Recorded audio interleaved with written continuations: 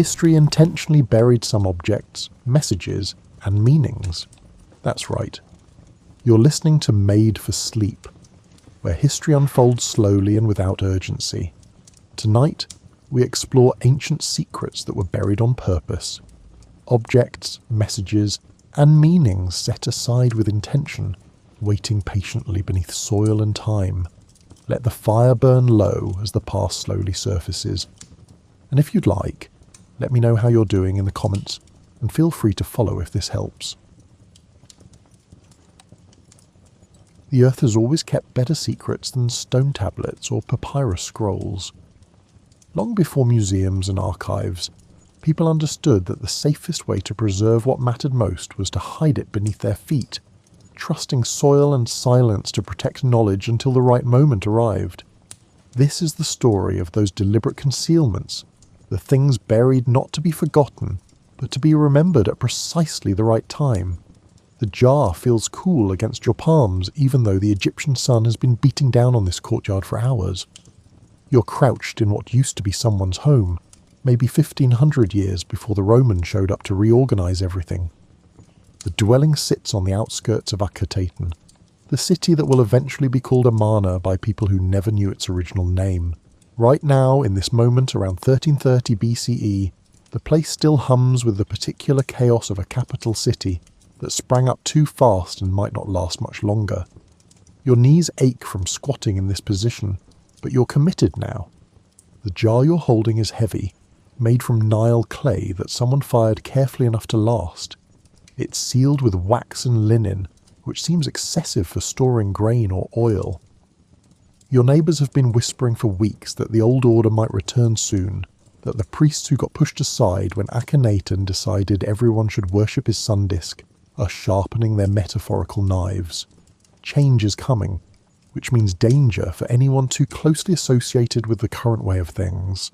Inside this sealed jar are three things: a small statue of Aten, the sun disk deity that Akhenaten insists is the only god worth mentioning, a handful of hymns written on pottery shards because papyrus is too expensive for someone like you, and a bronze mirror that reflects your tired face when you peek inside one last time.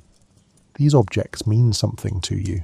They represent the last 15 years of your life, a period when it felt like the divine might actually care about regular people instead of just aristocrats and priests. You know that opinion is about to become dangerous. The hole you've dug beneath your floor is deeper than necessary. You've gone down past the packed earth, past the layer of older debris, into soil that feels different, ancient somehow, untouched. You wrap the jar in linen, then lower it carefully. Your hands are shaking, which surprises you. You've buried food stores before, hidden valuables when raiders came through, but this feels different. You're not hiding treasure from thieves. You're hiding belief itself, preserving it for a future you'll never see. As you shovel dirt back over the jar, you wonder if anyone will ever find it. Part of you hopes they won't. These objects only matter to people who shared this particular moment, this brief window when the world seemed to tilt toward something new. 100 years from now, maybe 200, they'll just be curiosities, broken pottery and tarnished bronze. The reverence will be gone, soaked away into the earth along with your intentions. But you pack the earth down firmly anyway, then scatter ash from the fire pit across the surface to make it blend in. You'll put a grinding stone here tomorrow, something heavy and utilitarian that no one would think to move. The secret will be safe, whatever that means. The irony doesn't escape you. You're preserving a religion that claimed to worship light and openness by burying it in darkness. But concealment has its own honesty. You're admitting that some truths can't survive in the open air of politics and power struggles. They need the Earth's patience, its willingness to hold things without judgment until conditions change. 3,000 years later, when archaeologists sift through this exact spot, they'll catalogue your jar as votive deposit or personal cult cache. They'll photograph the contents, analyse the clay composition, radiocarbon date the linen. They'll never know you knelt here with aching knees and shaking hands, making a choice that felt enormous in the moment but will register as a minor footnote in papers about daily life during the Amarna period. Your act of desperate preservation will become data. But right now, standing up and brushing dirt from your knees, you don't know any of that. You only know that you've done what you could. The rest belongs to time, that patient excavator that eventually uncovers everything. The manuscript weighs less than you expected, but then parchment never has much heft, even when it's covered in careful script. You're standing in the library of Lindisfarne Monastery, off the northeastern coast of Britain, in the year 793. Outside, the North Sea makes that endless rushing sound that you've gotten used to, but never quite stops noticing. Today the sound feels ominous, though maybe you're projecting. The prior came back from the mainland yesterday with news that makes your stomach tight. Ships with unusual sails have been spotted. Not the trading vessels you're used to, the ones that bring salt and metalwork in exchange for the monastery's famous illuminated books. These ships move differently, low in the water and fast. The messenger who told the prior about them had that particular pale look. That means he's seen something he can't quite bring himself to describe fully. In your hands is a copy of the Gospels that took Brother Edfrith 3 years to complete. You've seen him working on it, hunched over his desk in light so carefully angled that it doesn't cast shadows across the page. The gold leaf alone represents weeks of work. Applying it requires patience that would make a stone carver weep. The illustrations in the margins contain more colours than you knew existed, and you've lived near this monastery your whole life. The decision to bury the book came from the abbot, but you're the one who volunteered to do it. Partly because you're young enough to make the trip up the coast without your knees giving out, and partly because you understand what's about to happen in a way some of the older monks don't want to acknowledge. Raiders don't come for theological discussions. They come for gold and silver, for anything that can be melted down or traded. A book like this, with its jewelled cover and gilt edges, looks like wealth. The fact that it contains the word of God won't slow anyone's axe. You've chosen a spot 3 miles up the coast, in a cave that fills with seawater during high tide, but stays dry in its upper reaches. It's the kind of place you explored as a child before you started helping at the monastery, back when the coastline was just a playground rather than a strategic consideration. The cave has a narrow entrance. You have to turn sideways to slip through, which means it's not the kind of place raiders would bother with. No storage space, no living quarters, nothing worth the effort. Inside, you've already placed the oiled leather wrapping that will keep moisture away from the parchment. The monks gave you their best materials for this task. They understand they're not just preserving a book, they're preserving hours of human attention, the kind of concentrated focus that borders on prayer. Every letter in this manuscript represents a choice: where to thicken the stroke, how to shape the curve, which pigment to mix. Destroying it would be like burning years of someone's life. You wrap the book carefully, then place it in a wooden box that's been coated with beeswax. The box goes into a leather satchel, and the satchel goes into a niche in the cave wall that you've lined with stones. You stack more stones in front of it, arranging them to look natural, like they've always been there. A casual observer wouldn't notice anything unusual. You're counting on raiders being casual observers when it comes to empty caves. The work takes longer than expected. Your hands keep wanting to rush, to finish, and get back to the relative safety of the monastery. But rushing would mean doing this poorly, and the entire point is to do it well enough that the manuscript survives whatever comes next. So you slow down, check each stone placement, make sure the niche is completely hidden. The tide is starting to come in by the time you finish. You have to wade through ankle-deep water to get out, holding your shoes above your head and trying not to slip on seaweed-covered rocks. Walking back, you rehearse what you'll tell the abbot. The location is memorized. 3 miles north, past the distinctive rock formation that looks like a bishop's hat. The cave with the narrow entrance just above the tide line. You'll draw a map, hide it somewhere safe. The secret needs to survive even if you don't, which is suddenly feeling like a real possibility rather than abstract worry. The raiders come 2 days later. You watch from the hills as they beach their ships and move through the monastery with systematic efficiency. They're not random vandals. They know exactly what they're looking for, which buildings hold the most valuable items. The screaming doesn't last long. Monks aren't fighters, and resistance would be suicide. You see books being thrown into piles, probably to check for anything valuable tucked between pages. Most get left scattered in the mud. They're useless to people who can't read Latin. You survive by running, which makes you feel like a coward until you remember the manuscript hidden 3 miles up the coast. Cowardice with a purpose is just strategy. The prior told you that once, though he probably didn't mean it to apply to fleeing while your friends died. 1,200 years later, someone exploring that same cave will find the box purely by accident. They'll be looking for smugglers' caches or natural artifacts, not religious texts.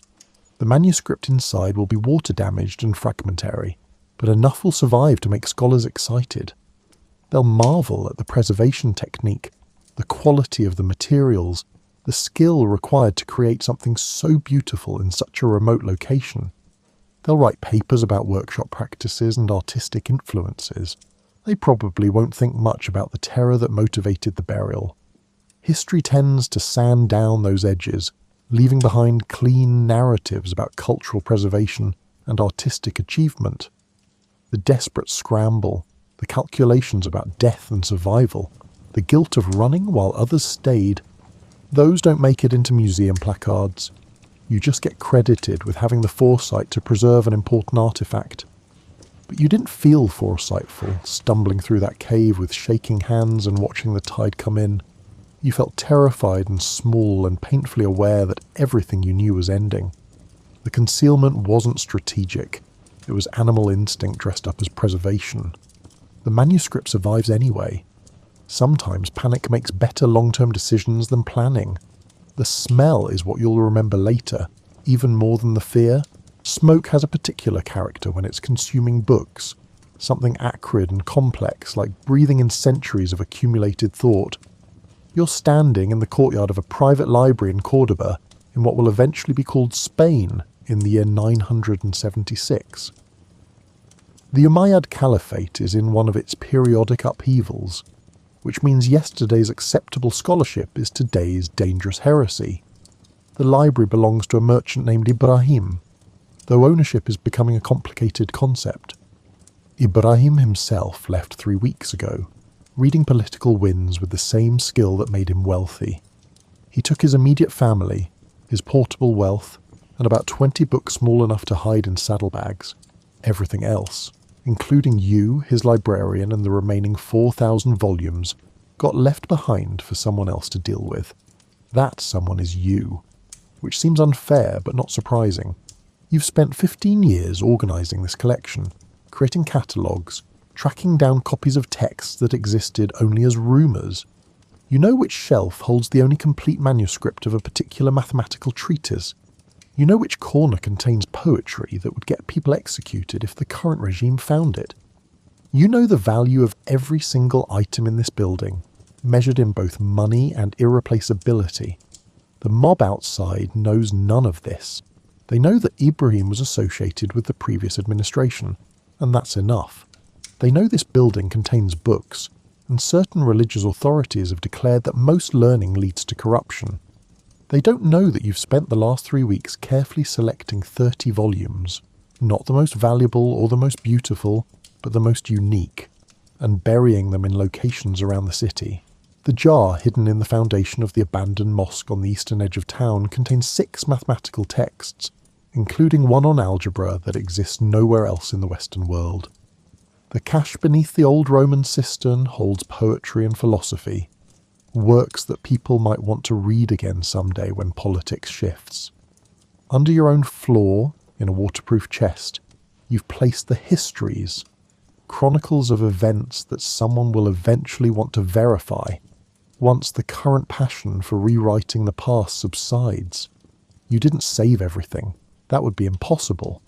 But you saved something, which feels simultaneously adequate and completely insufficient. Standing here now, watching smoke begin to curl from the library's upper windows, you're doing calculations about regret. Should you have taken more risks, hidden more books, found a way to smuggle them out of the city entirely?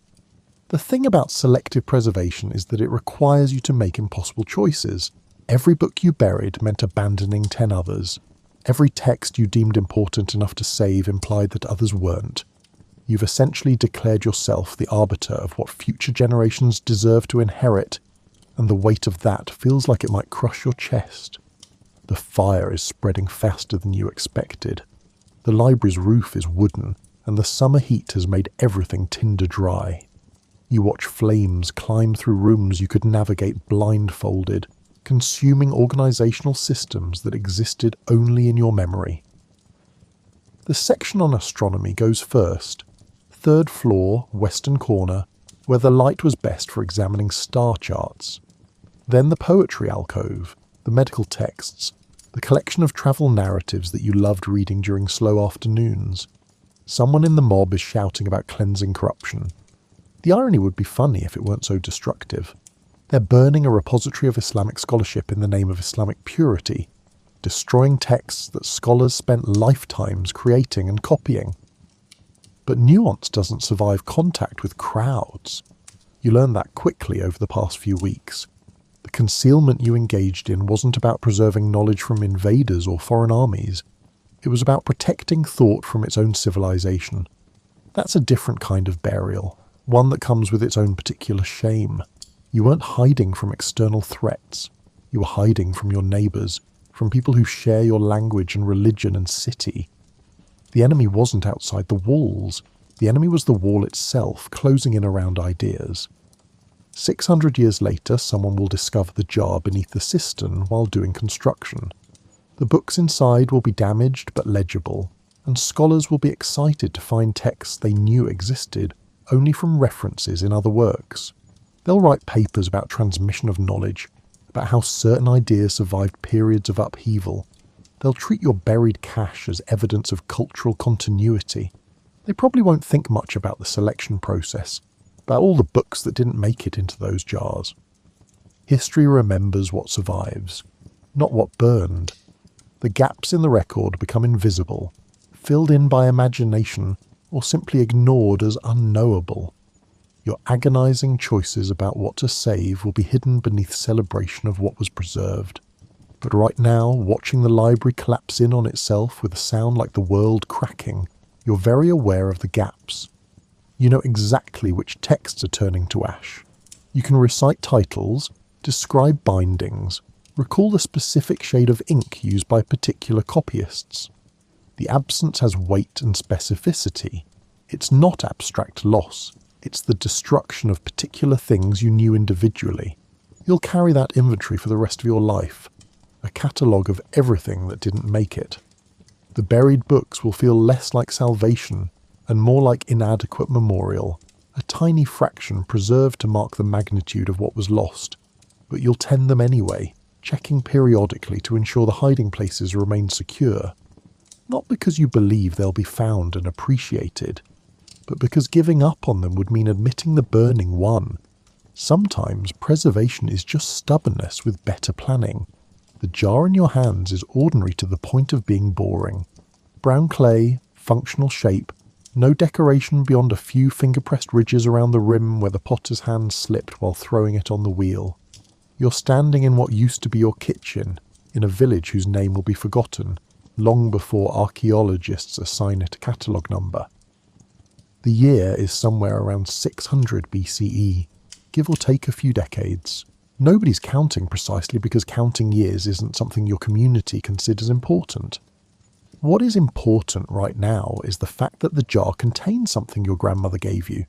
A small bronze figurine, barely the size of your thumb, depicting a goddess whose name you don't know, but whose presence feels significant. Your grandmother received it from her grandmother, who received it from someone even further back. The chain of possession extends into time that nobody bothered recording. The figurine is old, older than anyone's memory, which gives it a particular kind of authority. The problem is that the village priest has been making speeches lately about proper worship and authorized deities. He's got backing from the regional temple, which has decided to standardize religious practice across several villages. Standardization apparently means destroying personal shrines and family heirlooms that don't align with official pantheons. You've seen neighbours hauled in for questioning about their devotional habits, which would be darkly funny if it weren't so threatening. You're not particularly devout.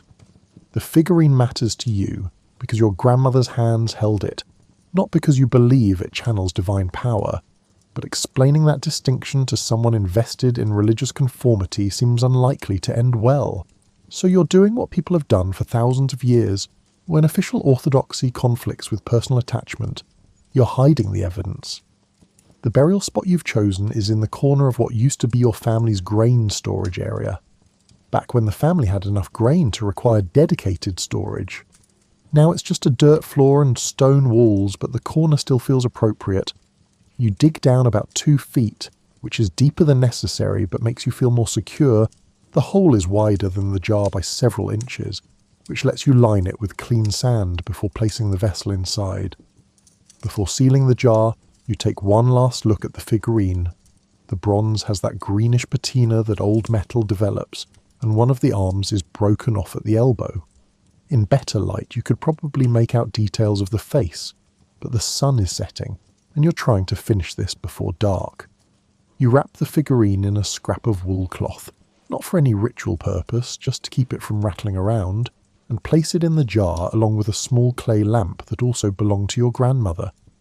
The lamp is less emotionally significant, but including it makes the cache feel more deliberate, less like you just buried trash. You have standards, even when hiding things from religious authorities. Sealing the jar takes longer than expected. You're using beeswax mixed with tree resin, heated until it becomes liquid enough to pour but not so hot that it cracks the clay. Getting the temperature right requires attention, and you're distracted by the sound of voices from the main path. Probably just neighbours walking home, but every sound makes your shoulders tense. You're not technically doing anything illegal. Not yet. But the space between legal and questionable has been shrinking lately. Once the wax sets, you lower the jar into the hole and begin filling dirt back in. Your technique is sloppy, motivated more by nervousness than care. You'll regret that later when you can't remember the exact location, but right now, you just want this finished. The dirt gets tamped down, smoothed over, and covered with loose straw to match the rest of the floor. An observer would have to look carefully to notice any disturbance, and you're betting that most observers won't look carefully. The concealment feels anticlimactic. You expected some sense of completion or accomplishment, but mostly you just feel tired and slightly ridiculous. You've buried a broken bronze figurine and an old lamp in a dirt floor. Future archaeologists will catalogue this as a ritual deposit or votive offering, inventing elaborate theories about your motivations and beliefs. They'll analyse the placement, measure the depth, compare the artefacts to similar finds from the period. They'll be wrong about almost everything. There was no ritual, no offering, no elaborate belief system at work. Just someone trying to keep family objects away from religious busybodies, using the oldest security system in the world. Putting things underground and hoping nobody looks there. 3,000 years from now, someone will indeed find your jar. They'll write papers about continuity of goddess worship, about how old religious practices persisted in domestic contexts despite official prohibition. They'll photograph the figurine from multiple angles, analyse the bronze composition, compare its iconography to regional traditions. The broken arm will be carefully noted in the condition report. What they won't know is that you barely remember which goddess the figurine depicts. That your grandmother told you once, but you weren't paying attention because you were young and immortal and couldn't imagine caring about family heirlooms. That the burial was practical rather than devotional, motivated by fear of harassment rather than religious conviction. That you were just trying to avoid trouble, not preserve sacred mysteries for future generations. But history has a way of upgrading motivations. Your pragmatic concealment becomes evidence of religious resistance. Your forgetting becomes deliberate mystery. Your ordinary clay jar becomes a ritual vessel.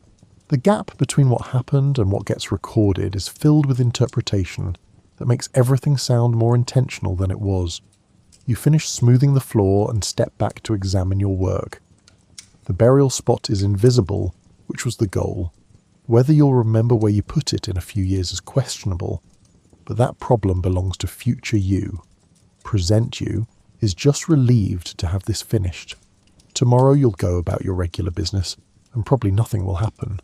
The priest's enthusiasm for standardization might fade once he realizes how much work it requires, or the regional temple might get distracted by some other issue, or maybe enforcement will intensify, and you'll be grateful for your paranoid afternoon of burial. The uncertainty is exhausting. You don't know if you've preserved something important or wasted an afternoon hiding garbage. You don't know if anyone will care, now or ever. You just know that the alternative, letting the figurine be destroyed or confiscated, felt worse than the effort of concealment. So you've chosen the Earth's patience over immediate clarity. You've bet on burial as preservation, on concealment as the highest form of honouring what came before. Whether that bet pays off is someone else's problem. Generations removed from this moment and all its mundane anxieties. For now, you have an invisible jar in an unmarked spot, a secret that might never need to be revealed. It's not heroic or dramatic. It's just practical magic. The everyday miracle of making things disappear by putting them where nobody thinks to look. The tablet is surprisingly heavy for something that's mostly clay and resentment. You're holding it in both hands, standing in what passes for an office in this provincial backwater of the Akkadian Empire, around 2300 BCE.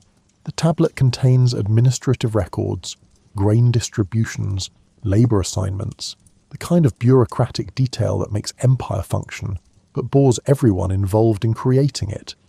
The writing is cuneiform, pressed into wet clay with a reed stylus, then baked until the words become permanent. Permanent is a relative concept you're learning. The empire is fragmenting, which you know because tax collection has become sporadic, and the governor stopped showing up to meetings months ago. When central authority collapses, provincial archives become liabilities. Whoever takes over next might have questions about who supported the previous administration, who benefited from particular policies, who can be safely purged versus who needs to be co-opted. Your name appears in these records, not prominently. You're not important enough for that, but frequently. You distributed grain, assigned labour, collected taxes on behalf of administrators who are now conveniently absent. On some of these tablets, you're the only authority figure mentioned, which means when the new regime starts looking for people to blame or examples to make, your name will surface immediately. The sensible response would be to destroy the tablets entirely, smash them, grind them to powder, scatter the fragments so thoroughly that reconstruction becomes impossible. But you've spent 5 years creating these records, maintaining an accounting system that actually works, keeping track of details that more senior officials couldn't be bothered with.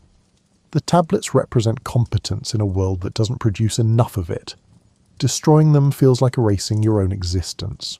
So you're compromising. You're selecting the most problematic tablets, the ones that connect you too directly to unpopular policies, and burying them in a sealed room in the archive building's foundation. Not destroyed, but unavailable. Hidden from whoever conducts the inevitable purge of administrative records. The burial chamber is tiny, barely large enough to crouch in. It was originally a storage niche that got sealed up when someone built an addition to the archive. You've reopened it by carefully removing stones from the wall, working at night when the building is empty. Inside, you've placed wooden shelves to keep the tablets organised, because even in concealment you can't quite abandon your professional standards. The tablets you're burying tonight document grain shipments that bypassed normal distribution channels during a famine 3 years ago. You remember that situation vividly. People were starving, official channels were clogged with bureaucratic requirements, and someone needed to act quickly. You did. You authorised emergency distributions using authority you didn't technically have, then created documentation after the fact to make it look legitimate. It worked. People ate. Nobody died. Nobody even questioned your authority because you seemed confident and had official-looking tablets to justify your decisions. But those tablets could now be read as evidence of corruption, unauthorised resource allocation, falsification of records. Whether you saved lives or committed fraud depends entirely on who's reading and what they want to prove. You stack the tablets carefully on the shelves, organised by date and type of transaction. The temptation to add some kind of explanatory note is strong. A message to future readers explaining context, defending decisions, making sure your motivations are understood. But that impulse is stupid. Anyone finding these tablets won't care about your justifications. They'll either be looking for evidence to condemn you, or they'll be so far removed from this moment that context won't matter. The other tablets on these shelves document similar situations, decisions that made sense at the time but look questionable in record form, compromises necessitated by reality but unexplainable to people who weren't there, the gap between what happened and what got written down, then the gap between what got written down and how it might be interpreted. You're burying layers of translation failure. Once the shelves are full, you begin sealing the chamber. The stones go back in carefully, mortared with clay that matches the surrounding wall. You work slowly, making sure the repair is invisible. By tomorrow morning, this will look like solid wall, just another section of archive foundation. The tablets inside will begin their long wait for discovery, for reinterpretation, for whatever future makes of your buried bureaucracy. What you don't know, can't know, is that these tablets will remain hidden for over 4,000 years. The archive building will collapse and be rebuilt multiple times. The city itself will be abandoned, buried under windblown sand, forgotten so completely that even its name survives only in garbled references in other documents. Your carefully sealed chamber will be missed by the first wave of archaeologists, then the second, then the third. When someone finally breaks through that wall in the 1990s CE, they'll find your tablets in surprisingly good condition. Dry climate, sealed chamber, clay that was properly fired, all the preservation factors aligned. They'll carefully extract each tablet, photograph it in place, create detailed documentation of the fine context. They'll be excited because sealed archive chambers are rare and valuable. Then they'll begin translating the cuneiform and confusion will set in. These aren't the kind of records archaeologists expect to find hidden. There's no treasure, no royal correspondence, no religious texts. Just grain distributions and labour assignments, the administrative minutiae of a small provincial office. Why would someone seal these up? What's significant about routine bureaucracy? They'll develop theories. Perhaps this was a time capsule, an attempt to preserve records during political instability. Perhaps these tablets were being protected from destruction by invading forces. Perhaps there's some kind of pattern in the records that reveals important information about economic conditions or social structure. All the theories will be wrong because they assume importance. They assume someone buried these tablets because they mattered, because they contained valuable information worth preserving. They don't account for the possibility that you buried them to make them disappear, to remove evidence of decisions that might get you executed.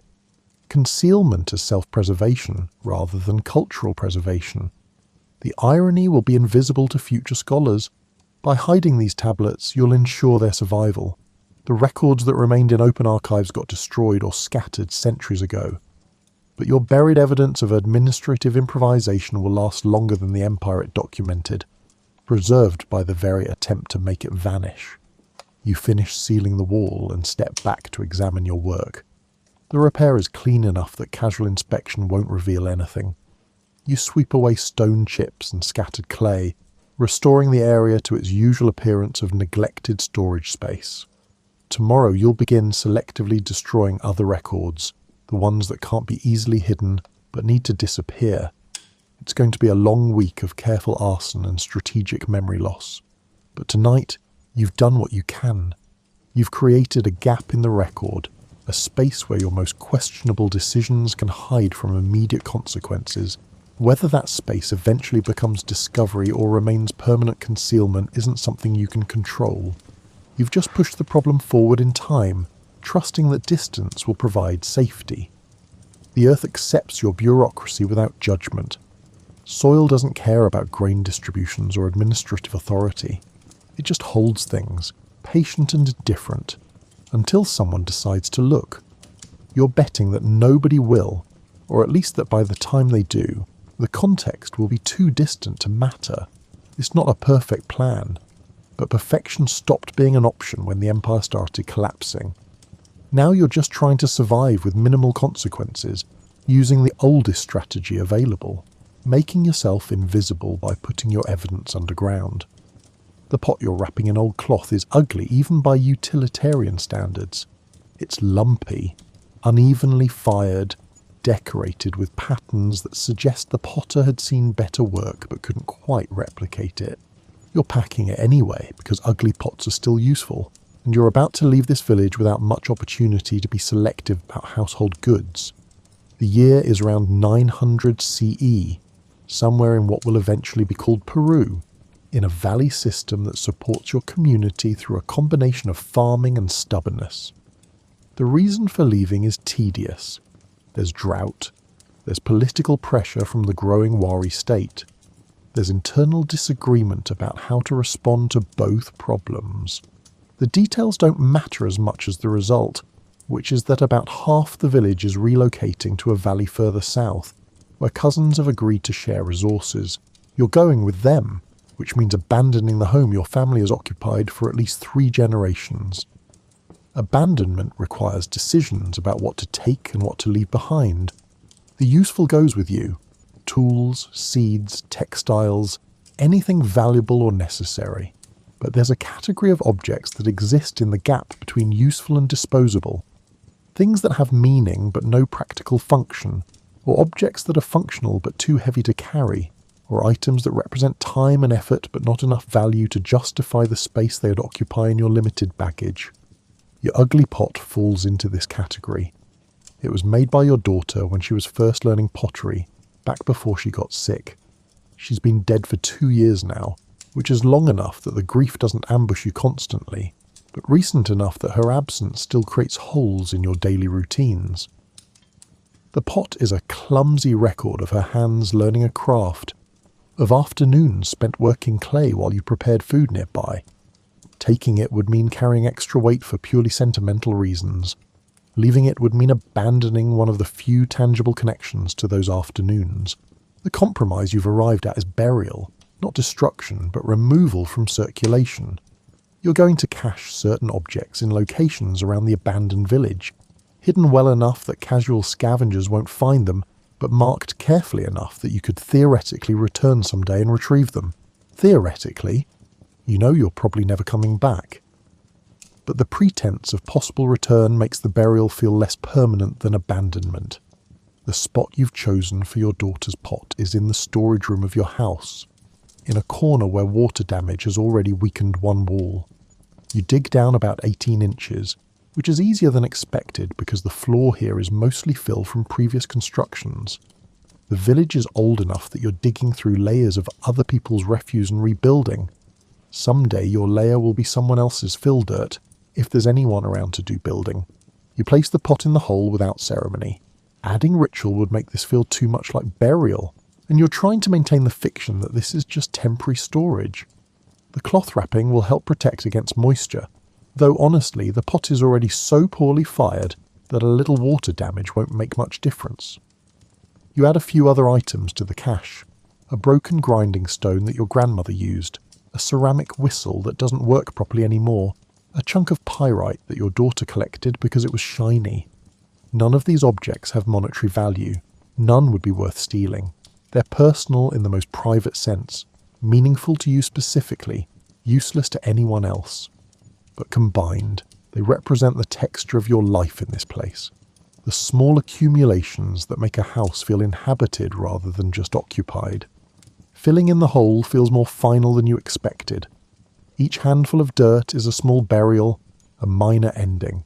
You work slowly, partly because you're tired and partly because rushing would feel disrespectful to the objects below. When the floor is level again, you scatter ash and pottery shards across the surface to blend the disturbed area into its surroundings. Tomorrow, when you leave, this corner will look like any other part of an abandoned room. The thing about burying objects nobody wants is that they tend to stay buried. There's no incentive for treasure hunters or looters to dig through old houses looking for broken pottery and used grinding stones. Professional excavators might find them eventually, but only if they're systematic about excavation, treating every layer and feature with equal attention regardless of obvious value. 1400 years later, someone will indeed excavate this corner of your house. They'll be part of an archaeological survey documenting abandoned settlements in the valley system. Your cache will be notable primarily for being intact. Most of the rooms in the village show signs of disturbance from later occupation or animal activity, but this corner with its water-damaged wall was apparently too unpleasant for anyone to bother with. The excavator who finds your pot will recognise immediately that it's not a masterwork, but they'll also recognise that it's handmade, probably by someone learning the craft. They'll catalogue it carefully, note its find spot, analyse the clay composition. The other items in the cache will receive similar attention, measured, photographed, added to the site database. Then comes interpretation, which is where things get speculative. The excavation report will suggest this cache might represent a ritual deposit, possibly related to household abandonment practices. The combination of broken tools and personal items suggests intentional placement rather than casual discard. Perhaps this was an offering to ensure safe departure, or a way of maintaining spiritual connection to an abandoned dwelling. They'll be overthinking it. You weren't performing ritual. You weren't maintaining spiritual connections. You were just sad and reluctant to throw away your daughter's pottery. The burial was emotional management, not religious practice. But archaeology has trouble with ordinary sadness. It's not dramatic enough to explain carefully placed deposits. So emotional management gets upgraded to spiritual practice. Private grief becomes cultural pattern. The misinterpretation doesn't really matter. Your cache will be preserved and documented regardless of whether scholars understand your motivations. The objects will end up in storage at a research facility, available for future study. Your daughter's ugly pot will outlast the drought that drove you away, outlast the empires that rose and fell in this valley, outlast memory of the language you spoke while wrapping it in cloth. All because it was worthless enough that nobody bothered to dig it up looking for treasure. That's the accidental genius of burying things nobody wants. They survive through neglect rather than intention. The valuable items get found and removed. The obvious treasure gets looted. But the ordinary objects, the ones with only personal significance, stay buried simply because nobody has a reason to look for them. They wait patiently underground, protected by their own lack of value, until someone decides to excavate systematically rather than selectively. You finish covering the cache and stand up, brushing dirt from your hands. The room looks the same as it did an hour ago. Abandoned, water-damaged, not worth anyone's attention. Perfect camouflage for objects that only matter to one person. Tomorrow you'll walk away from this place, heading south with your remaining possessions and diminishing hope. But part of your life will stay here, buried in a corner that nobody will care about for over 1,000 years. It's not the legacy you would have chosen, but it's the one you get, preservation through insignificance, survival through obscurity. The earth keeps better secrets when nobody's looking for them. The gold mask catches lamplight in a way that makes your eyes hurt. You're standing in a tomb chamber that's been carved out of bedrock somewhere in what will eventually be called the Mycenaean world, around 1300 BCE. The chamber is small but carefully finished. Walls smoothed and plastered. Floor level despite the slope of the hill above. In the centre, on a stone platform, lies someone important. Important enough for a gold death mask. Important enough for a tomb that required weeks of labour to prepare. You're here because you're one of the craftspeople responsible for finishing the tomb. Not the main architect or the goldsmith who created the mask, but one of the workers who smoothed the walls, sealed the floor, installed the door mechanism. The technical labour that makes grand gestures possible. Tomorrow the tomb will be sealed permanently, the door blocked with stones and plastered over, the entrance concealed to prevent robbery. Tonight is your last chance to see the work complete. The deceased's personal effects are arranged around the platform. Weapons, pottery, jewellery, a few items that suggest religious significance. Standard burial goods for someone of rank. What's not standard are the other objects in the chamber, tucked into corners and niches, things that weren't mentioned in the official funerary plan. Someone, probably several someones, has been adding items to the tomb without authorization. You notice a clay tablet with what looks like accounting records. a bronze tool that's clearly been used for leatherworking, a small statue that doesn't match the regional style. These aren't burial goods in the traditional sense. They're hiding. Someone is using this tomb as a secure storage location, counting on the fact that sealed tombs don't get opened unless loot has breached them. The impulse to add something of your own is sudden and hard to resist. You've got a small bronze chisel in your tool bag, the one you've been using for the detail work on the walls. It's a good chisel, well balanced, comfortable in your hand after months of use. But it's also potentially evidence that you were here, that you had access to elite spaces, that you possess skills which might be valuable or dangerous depending on who's asking. The political situation has been unstable lately. The kingdom is dealing with succession disputes and external pressure from groups the officials dismissively call sea peoples, though that phrase seems to encompass anyone arriving by boat looking for new places to settle. Instability creates opportunity but also risk. Skilled workers like you become valuable during construction booms and expendable during contractions. Your name is on employment records, tied to projects that might become politically problematic. Burying the chisel in this tomb would remove that evidence from circulation. It would also preserve a small piece of your working life, though that motivation feels secondary to the practical concern of making certain objects disappear. You wrap the chisel in a scrap of wool, then tuck it into a niche in the wall, behind the pottery that was officially placed there. Anyone opening the tomb would need to remove multiple items to reach your hidden addition. The concealment takes about 3 minutes. You're practiced at making yourself useful without being noticed, which is a survival skill for workers in royal contexts. When you leave the tomb chamber and help seal the door, you're confident that nobody saw you add an unauthorized burial good. The chisel will stay there, forgotten and invisible, until some future moment when the tomb gets opened. That moment comes about 3,000 years later, when archaeologists excavate the tomb as part of a systematic survey of Bronze Age burial practices. The opening of the sealed door is documented photographically, every step measured and recorded. The initial discovery of the gold mask creates immediate excitement. Intact elite burials are rare enough to be significant. Then comes the detailed cataloguing of grave goods, and confusion begins to set in. Why is there a tablet with accounting records in a burial context? Why does the tomb contain working tools alongside ceremonial objects? Why are some items clearly damaged or worn while others appear to be unused? The assemblage doesn't match expected patterns for elite burial. The excavators develop theories. Perhaps this tomb was reused, opened and refilled at a later date with mixed deposits from different periods. Perhaps the burial goods represent a cross-section of the deceased's life, including their administrative role and craft patronage. Perhaps there's some ritual significance to including damaged tools alongside pristine ceremonial items. Your bronze chisel gets catalogued as a burial good, analysed for metallurgical composition, compared to other bronze tools from the period. Someone writes a paper about craft production and elite patronage, using your hidden chisel as evidence that the tomb's occupant had direct connections to metalworking workshops. The paper's conclusions are entirely wrong, but they're published in a respectable journal and cited by other researchers. The misunderstanding is complete.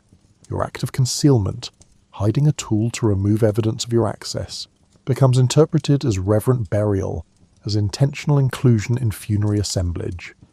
The tomb accidentally becomes a time capsule because multiple people used it as a hiding place, each concealing items for reasons that had nothing to do with honouring the deceased. The funny part, which you'll never know, is that the deceased probably wouldn't have minded. Elite tombs were always partially fiction, carefully staged presentations of status and power that may or may not have reflected the person's actual life. Adding random hidden objects just makes the fiction more complex without fundamentally changing it. The tomb was already a performance. You just added some unauthorized props. But that's the thing about burial contexts. They're supposed to be permanent and sealed, which makes them paradoxically attractive for temporary concealment. People hide things in tombs counting on the fact that disturbing the dead is taboo. They don't account for future generations who treat ancient tombs as historical artifacts rather than sacred spaces, who open sealed chambers in the name of knowledge rather than respect. Every systematically excavated tomb contains this tension. The original intention versus later interpretation, the planned assemblage versus accidental additions, the official narrative versus hidden realities. Archaeology catalogues everything with equal attention, which means your hastily concealed chisel gets the same scholarly treatment as the gold death mask that required months of skilled labour to create. Equal documentation doesn't mean equal understanding. The mask was meant to be seen and interpreted, designed to communicate specific messages about status and importance. Your chisel was meant to disappear, to exist in the space beyond interpretation. But burial equalizes everything. Underground, intention dissolves. Only the objects remain, waiting for someone to dig them up and assign new meanings that may or may not have anything to do with why they were placed there. You helped seal the tomb with the satisfaction of knowing your evidence was safely hidden. The irony that you actually ensured its preservation, that concealment in a sealed tomb is one of the best ways to guarantee an object survives for millennia, wouldn't have brought you comfort. You were thinking in terms of immediate safety, not long-term archaeological value. The tomb stands sealed for 3,000 years, holding multiple layers of concealment and intention, some planned and some accidental. When it finally opens, the archaeologists find exactly what they expected, an elite burial with all its associated complexity and ambiguity. They just don't realise that some of that complexity was people like you, using the space for purposes the architects never intended. Time capsules work best when they're accidents. Intentional preservation comes with explanatory notes and careful curation. But accidental time capsules, sealed spaces that accumulate unauthorized additions, that become hiding places as well as burial sites, those capture something more honest about how people actually interact with sacred spaces. They show the gap between official function and practical use, between intended purpose and opportunistic adaptation. Your chisel sits in a museum storage drawer now, labelled and catalogued, part of an assemblage that scholars still argue about. The debates will continue because the evidence is genuinely confusing, a mix of intentional burial and hidden concealment that doesn't resolve into a clean narrative. That confusion is the most accurate part. It's the only thing about the tomb that truly represents the complicated, improvised reality of the world that created it. The manuscript in your hands is incomplete, and you did that on purpose. You're sitting in a workshop in medieval Paris, probably around 1200 CE, though the exact year matters less than the fact that it's several decades after the Albigensian Crusade finished destroying most of the Cathar communities in southern France. The workshop belongs to a bookbinder who doesn't ask questions about the texts he's hired to copy and preserve, which is why you're here instead of somewhere more reputable. The manuscript is a copy of theological writings from the Cathar tradition, not the main texts, which are already too dangerous to preserve, but secondary materials, commentaries, and letters that explain practices and beliefs. You've spent 3 months producing this copy, working from memory and fragments of partially burned documents that you salvaged from a house in Toulouse. The original materials are gone, destroyed by crusaders or their local allies, condemned to deliberate forgetting by ecclesiastical authorities. Your copying wasn't exact. You changed names, removed references to specific locations, edited out passages that seemed most likely to trigger prosecution if the manuscript was discovered. You also added ambiguity in places where the original was clear, creating textual confusion that might protect readers from accusations of heresy. The result is a document that preserves some information about Cathar beliefs, while deliberately obscuring other details. This is selective memory on purpose, preserving enough to maintain continuity while concealing enough to provide protection. It's also exhausting. Every editing decision required judgment calls about danger versus accuracy, about what future readers might need to know versus what might get them killed. You've essentially decided which aspects of Cathar thought deserved to survive and which can be safely forgotten. The bookbinder is preparing a special binding for the manuscript, one with a false cover that makes it look like a standard prayer book. Inside that binding you'll add additional concealment, blank pages at the beginning and end, innocuous prayers copied onto the first few folios, anything that creates space between casual inspection and the actual content. The manuscript will be buried not in earth but in plain sight, hiding among legitimate religious texts in the library of someone sympathetic to the cause. Plain sight burial is riskier than physical concealment, but potentially more accessible. A manuscript buried underground might survive indefinitely, but it serves no purpose if nobody can read it. A manuscript hidden in a library might be discovered and destroyed, but it might also be read and copied, creating new chains of transmission. You're betting on circulation over preservation, on use over security. The decision isn't entirely rational.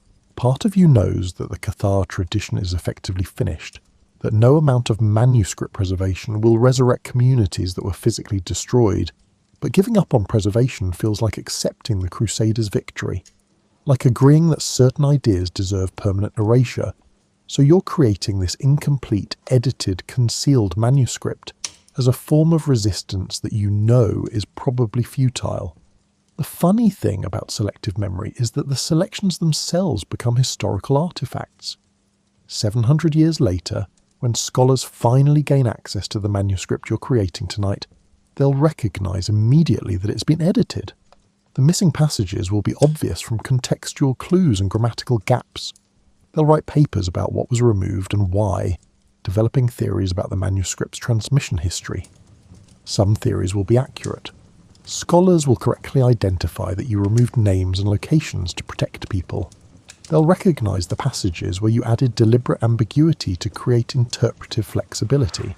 The textual analysis will be sophisticated and mostly correct about your methods.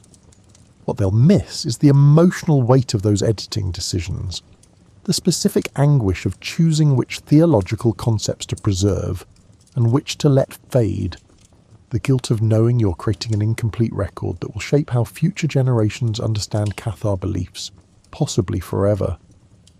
The lonely certainty that you're probably the last person who knows what the original texts actually said, making you simultaneously preserver and destroyer.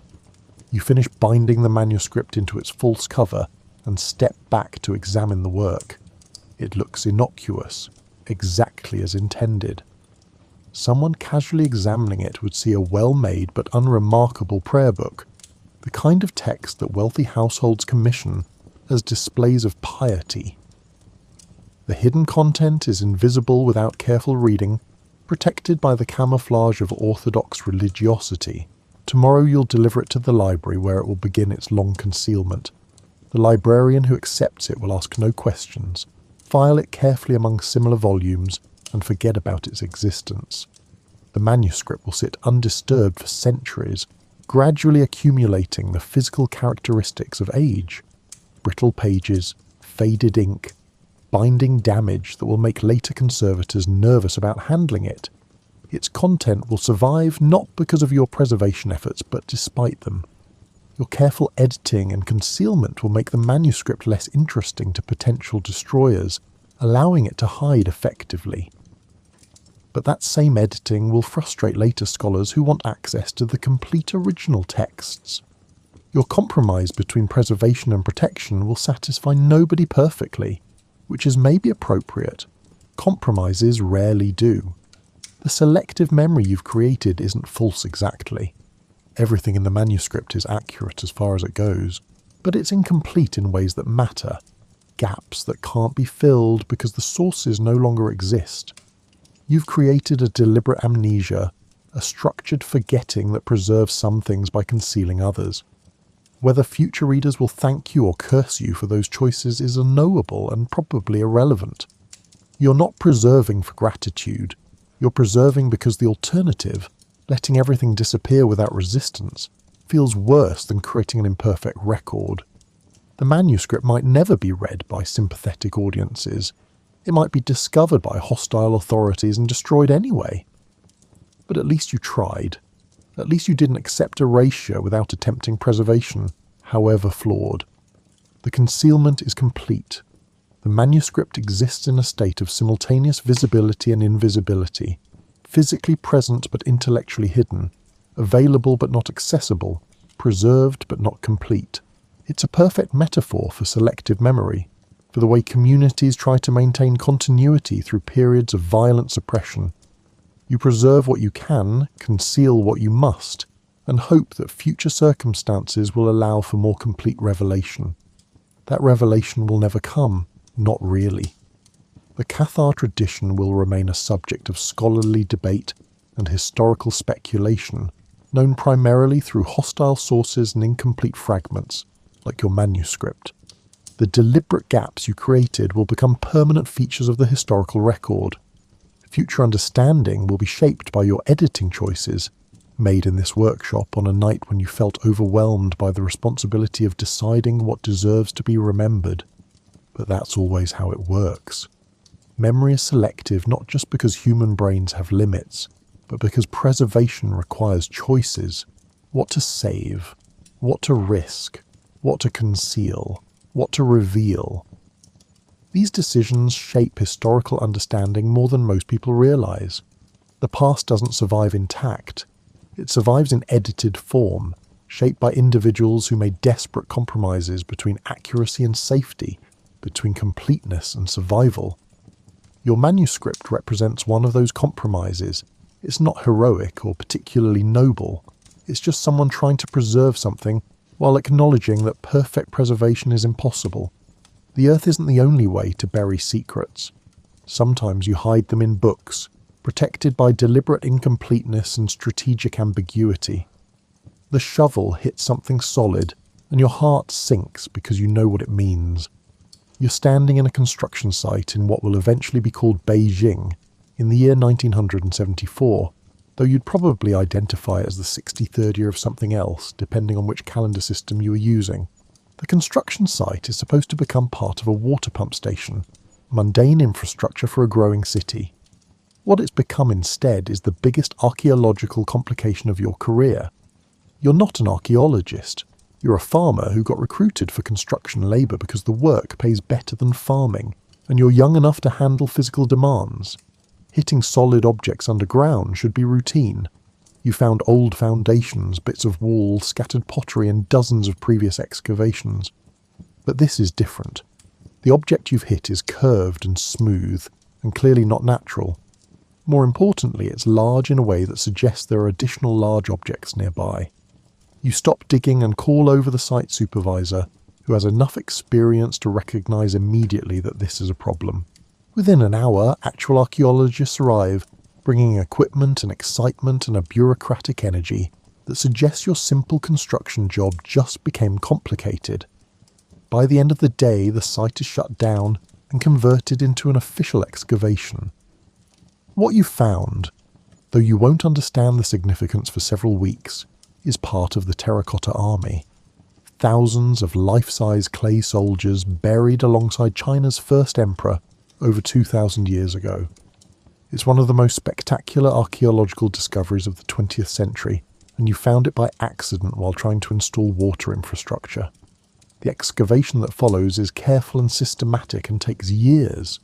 Archaeologists document everything in meticulous detail, photographing each soldier's position, recording soil composition, analysing breakage patterns. You get to watch some of this, reassigned from construction to excavation support, moving dirt and helping set up equipment. The work is less profitable than construction, but more interesting, at least initially. What becomes clear as excavation progresses is that the army was buried deliberately, but discovered accidentally. The tomb complex was designed to remain hidden indefinitely, protected by earth and secrecy. The emperor's grave goods were meant to accompany him in death, not to be displayed in museums or photographed by tourists. The burial was concealment with no expectation of revelation. But time and political change undid those intentions. The dynasty that buried the emperor was overthrown relatively quickly. Records of the tomb's location were lost or deliberately suppressed. Centuries passed. The mound that marked the emperor's burial became just another hill, notable mainly for being artificial, but no longer connected in public memory to any specific burial. The terracotta soldiers underground became forgotten, their existence known only to soil and earthworms. Your accidental discovery transforms that concealment into exposure. Within months, the site becomes a major archaeological project. Within years, it's a tourist destination. The soldiers that were meant to remain forever buried are now among the most photographed artifacts in the world. The emperor's attempt at permanent concealment has been comprehensively defeated by a farmer installing water pumps. The irony would be funny if it weren't so complete. The emperor commanded resources that most ancient rulers couldn't imagine. Thousands of workers, years of labour, an entire industry of craftspeople producing clay soldiers. All that effort went toward creating a concealed tomb that would never be disturbed, and it worked, mostly. The tomb remained sealed and hidden for over 2 millennia, far longer than most ancient burials, but forever is longer than 2,000 years. Eventually someone expands a city, decides they need water infrastructure, digs in the wrong spot, and suddenly your secret is international news. The concealment that seemed permanent was just waiting for the right combination of technology and accident to breach it. Watching the excavation proceed, you start noticing details that the archaeologists find fascinating, but that strike you as sad. The soldiers were painted originally, but most of the paint flakes off almost immediately upon exposure to air.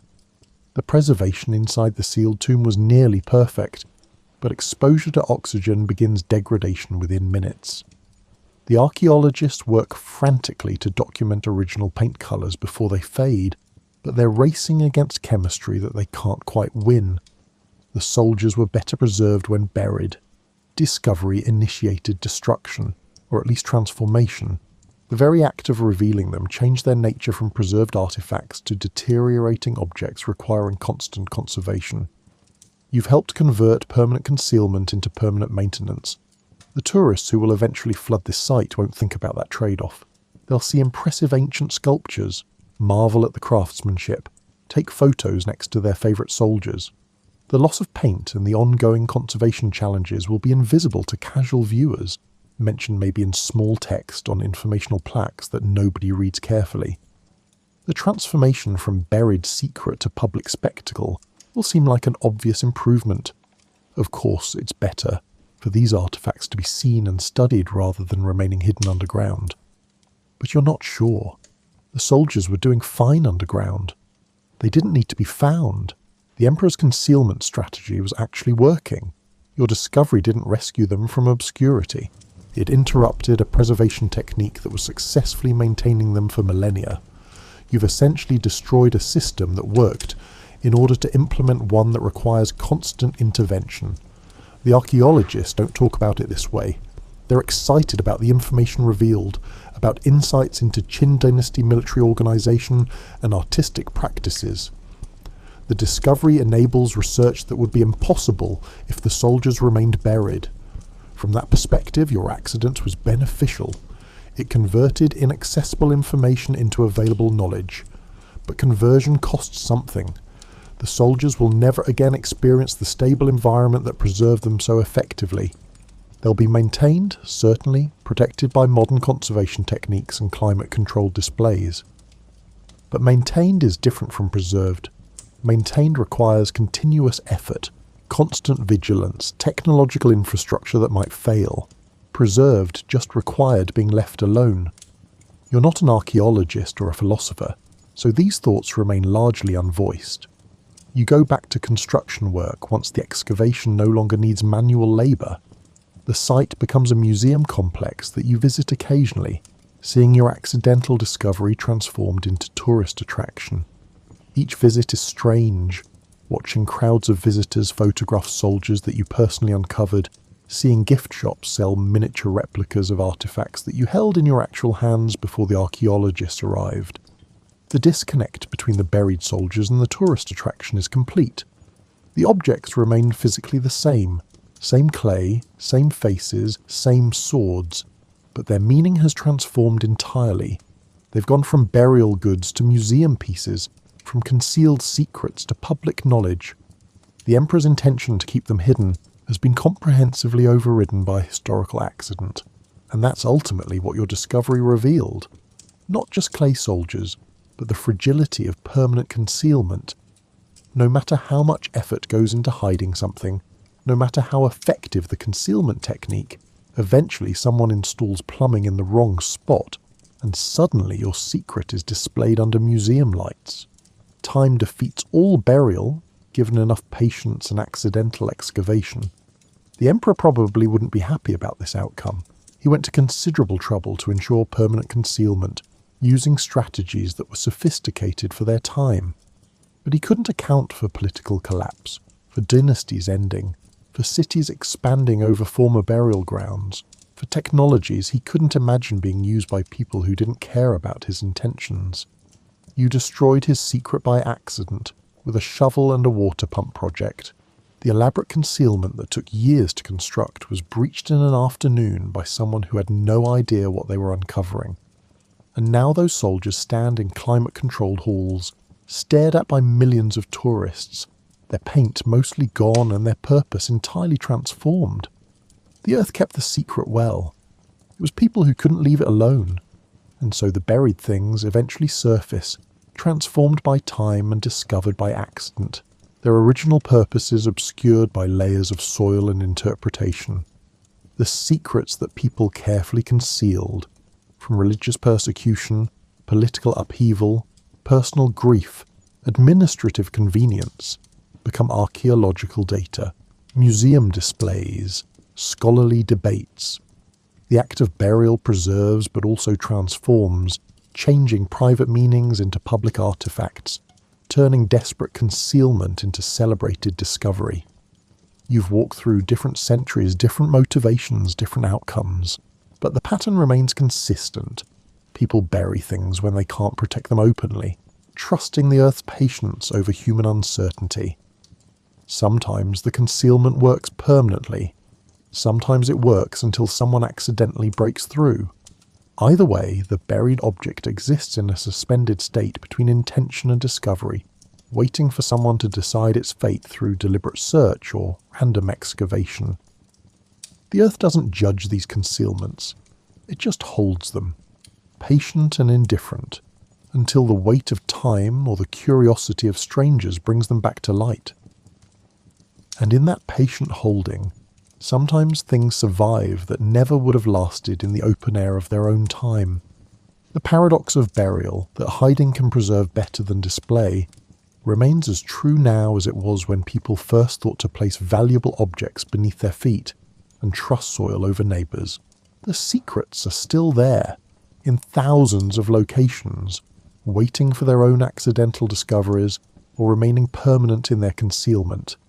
Each one represents someone's calculation about danger and preservation, about what deserves to survive and what protective methods might work. The buried truths outnumber the discovered ones by orders of magnitude. Most secrets stay secret. We only hear about the ones that resurface, which creates a misleading impression about the success rate of concealment. But lying there in comfortable darkness, you can appreciate the elegance of Earth as archive. It doesn't require maintenance or passwords. It doesn't judge content or worry about relevance. It just accepts what it's given and holds it until someone decides to look. That's better than most security systems humans have invented. And it's been working since people first recognized that sometimes the best way to preserve something is to make it invisible for a while, or forever, depending on who's asking and what they're looking for. You're settling in to discover a world that vanished beneath waves so gradually that no single generation noticed the transformation. Tonight's journey takes you back approximately 20,000 years to the Persian Gulf, a place that wasn't a gulf at all, but a verdant river valley where some of humanity's earliest communities built lives along waterways that no longer exist. Close your eyes and prepare to walk through settlements that drowned one careful step at a time, leaving behind only whispers and flood myths and fragments beneath the modern seafloor. The land stretches before you in the half-light of dawn, 15,000 years before anyone will call this place the Persian Gulf. You're standing in a river valley so vast that you can't see the opposite ridge, even on the clearest morning. The air tastes different here than it will in the future, drier, carrying dust from exposed seabeds that your distant descendants will only know as underwater landscapes. Two rivers converge somewhere to your north, the ancient predecessors of the Tigris and Euphrates, but they're broader here, lazier, carving through sediment that will one day rest 300 feet beneath salt water. Your feet press into soil that has never known the sea.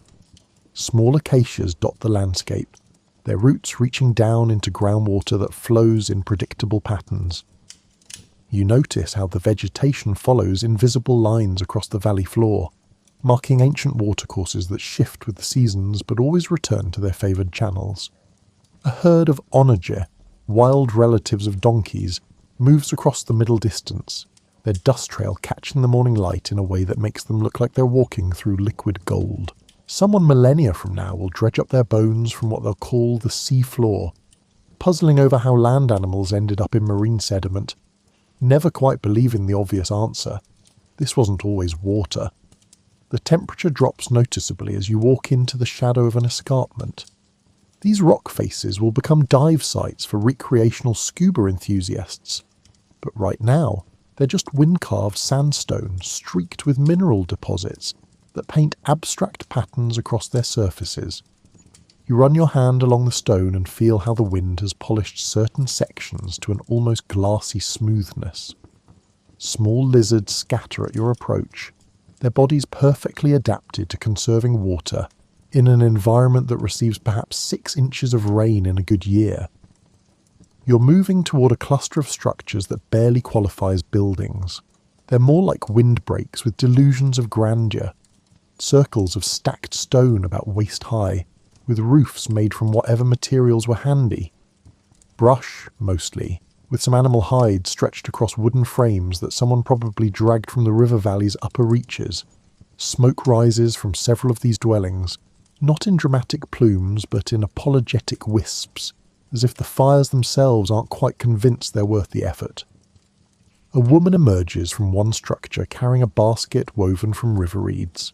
She's wearing what you generously call clothing, mostly animal hides worked soft through a process you don't want to think about too carefully while trying to fall asleep.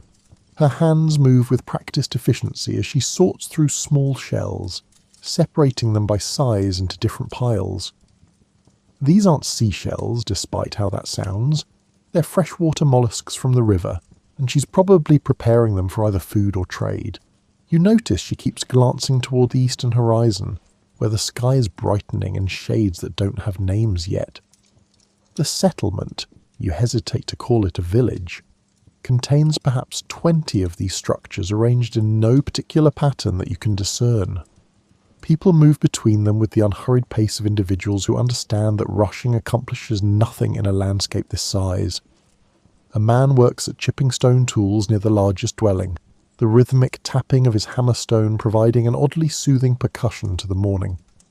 The flakes that spiral away from his work will eventually become part of the archaeological record.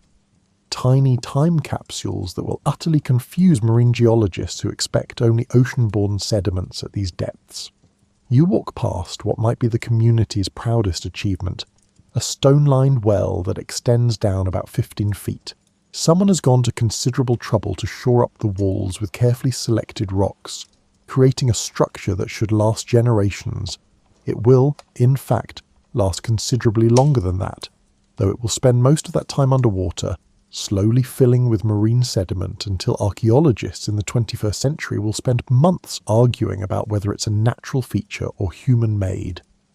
The water level inside sits about 8 feet down, and you can see where people have worn smooth grooves in the stone from centuries of rope work, hauling up container after container of water that tastes faintly metallic, but is otherwise perfectly drinkable. Children play near the well, engaged in a game that seems to involve throwing pebbles at a target scratched into the dirt. They're loud in the way children everywhere are loud, their voices carrying across the settlement with complete disregard for anyone trying to sleep late. One of them, a girl perhaps 7 or 8 years old, has developed an impressive throwing technique, releasing each stone with a little flick of her wrist that sends it spinning through the air with unusual accuracy. You suspect she'll grow up to be excellent at hunting small game, assuming she survives the various hazards that make childhood in this era a rather uncertain proposition. The river itself runs about 2 miles from here, though its exact distance changes with the seasons. Right now, in what passes for spring in this climate, it's swollen with runoff from mountains so distant, they're more concept than reality to the people living here. You make your way toward it, following a well-worn path that generations of feet have pressed into the hardpan. The vegetation thickens as you approach the water, not dramatically, but enough that you notice the transition from sparse scrubland to something approaching actual greenery. Tamarisk trees cluster near the riverbank, their feathery branches creating patches of shade that feel like luxury in this sun-hammered landscape. You spot evidence of beaver activity, not the same species that will later inhabit North American streams, but a related creature with similar engineering ambitions. They've constructed a dam that's redirecting perhaps a third of the river's flow into a side channel, creating a quieter pool where fish congregate in numbers that must seem like providence to anyone with a spear and patience. A woman stands in the shallows, her approach to fishing best described as optimistic. She holds a woven basket submerged to just below the waterline, waiting with the stillness of someone who's done this so many times that her body has memorized the exact posture required.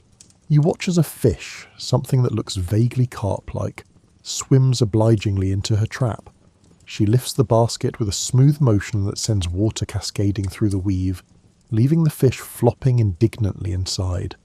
She doesn't celebrate or even really acknowledge the catch, just transfers the fish to a larger container and resumes her vigil.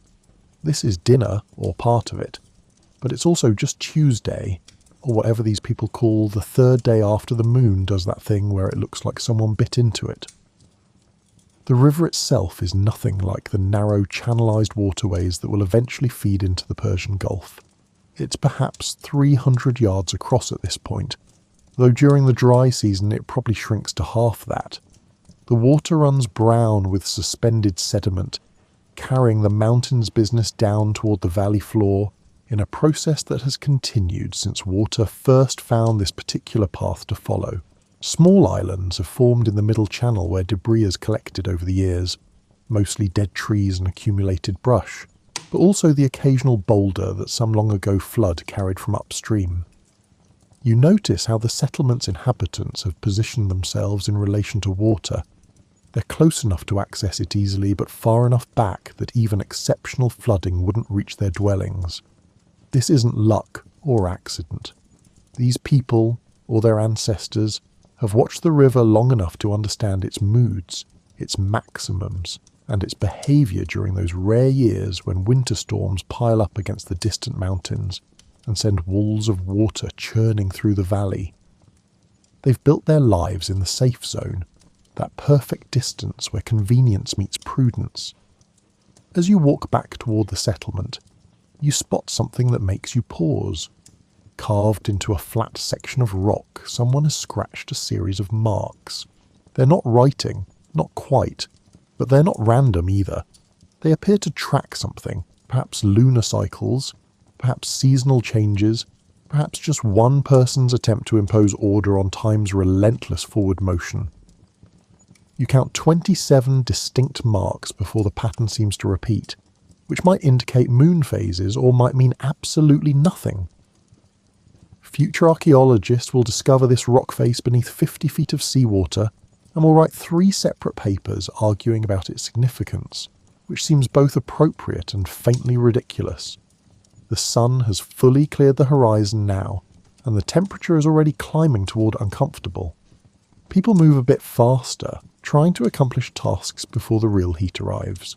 A group of men prepares for what looks like a hunting expedition, checking stone-tipped spears and gathering supplies into leather pouches that have been worked soft through processes involving urine and brains that you're grateful you don't have to witness.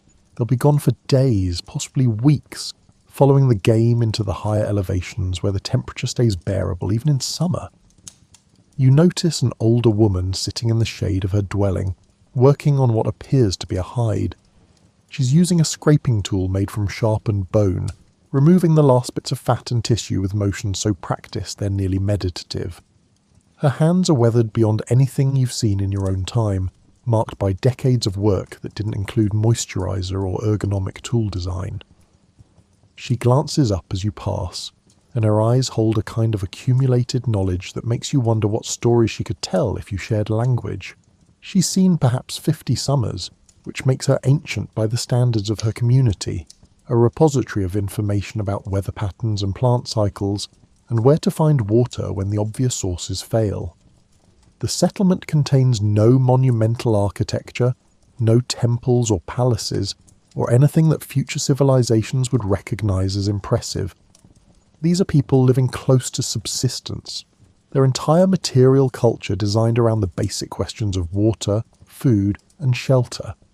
And yet there's a sophistication here that's easy to miss if you're expecting pyramids. The well represents an enormous investment of labour.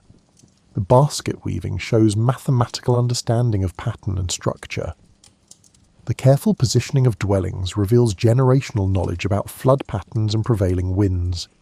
You find a spot in the shade and sit, watching the morning unfold with a slowness that feels almost defiant in its refusal to hurry.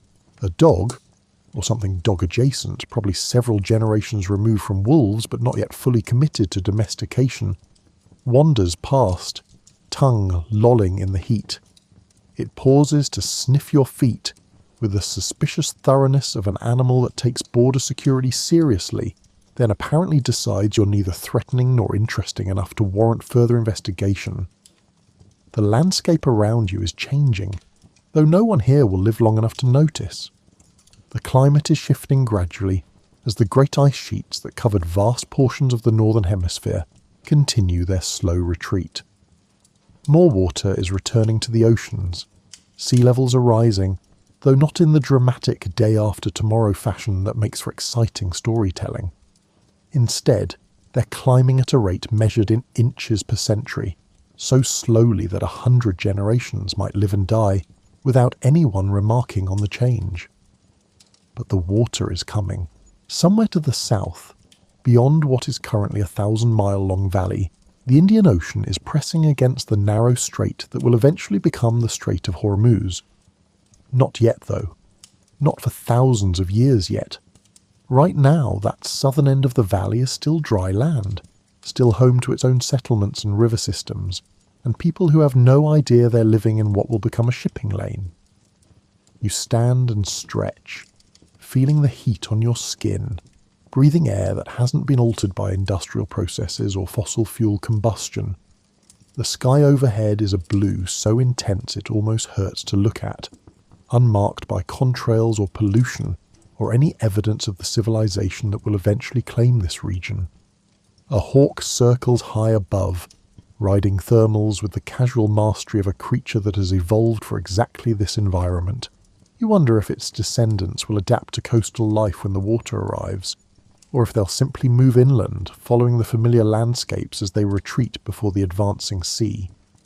The woman with the shell basket has finished her sorting and is now stringing the largest specimens onto a cord made from twisted plant fibre.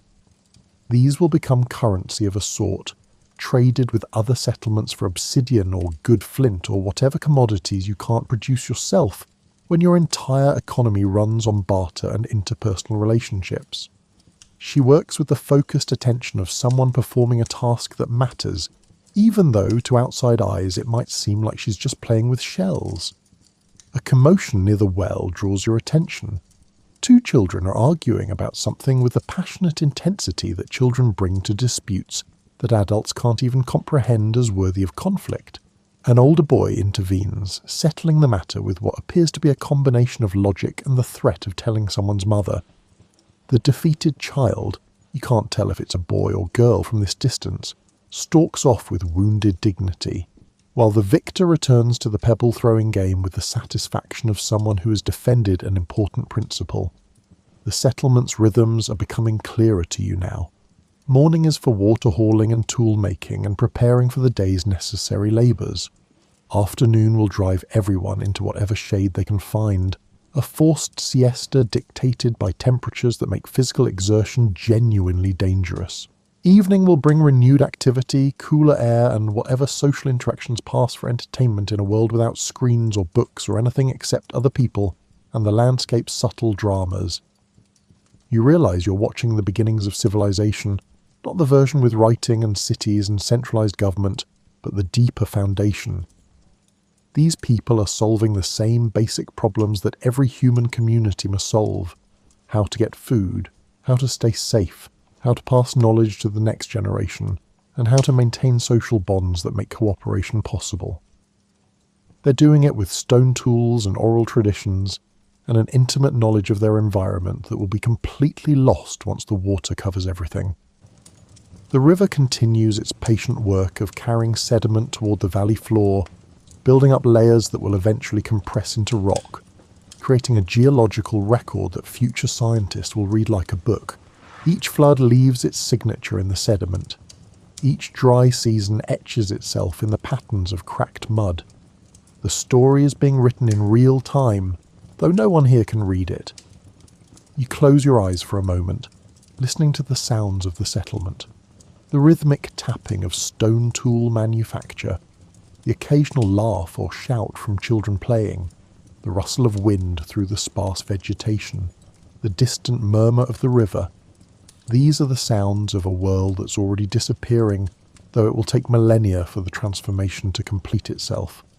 The water is coming, patient and inexorable, and these people's descendants will gradually adjust, moving their settlements, adapting their lives, and creating flood myths to explain why the world keeps getting smaller. You're walking upstream now, following the river into territory that fewer people frequent. The landscape here looks surprisingly similar to what you left behind. The same hardy vegetation, the same sun-blasted rocks, the same sense that water is the exception rather than the rule. But the river itself is different, younger somehow, less burdened by sediment. You can actually see the bottom in the shallower sections, where stones polished by centuries of current gleam like they've been lacquered.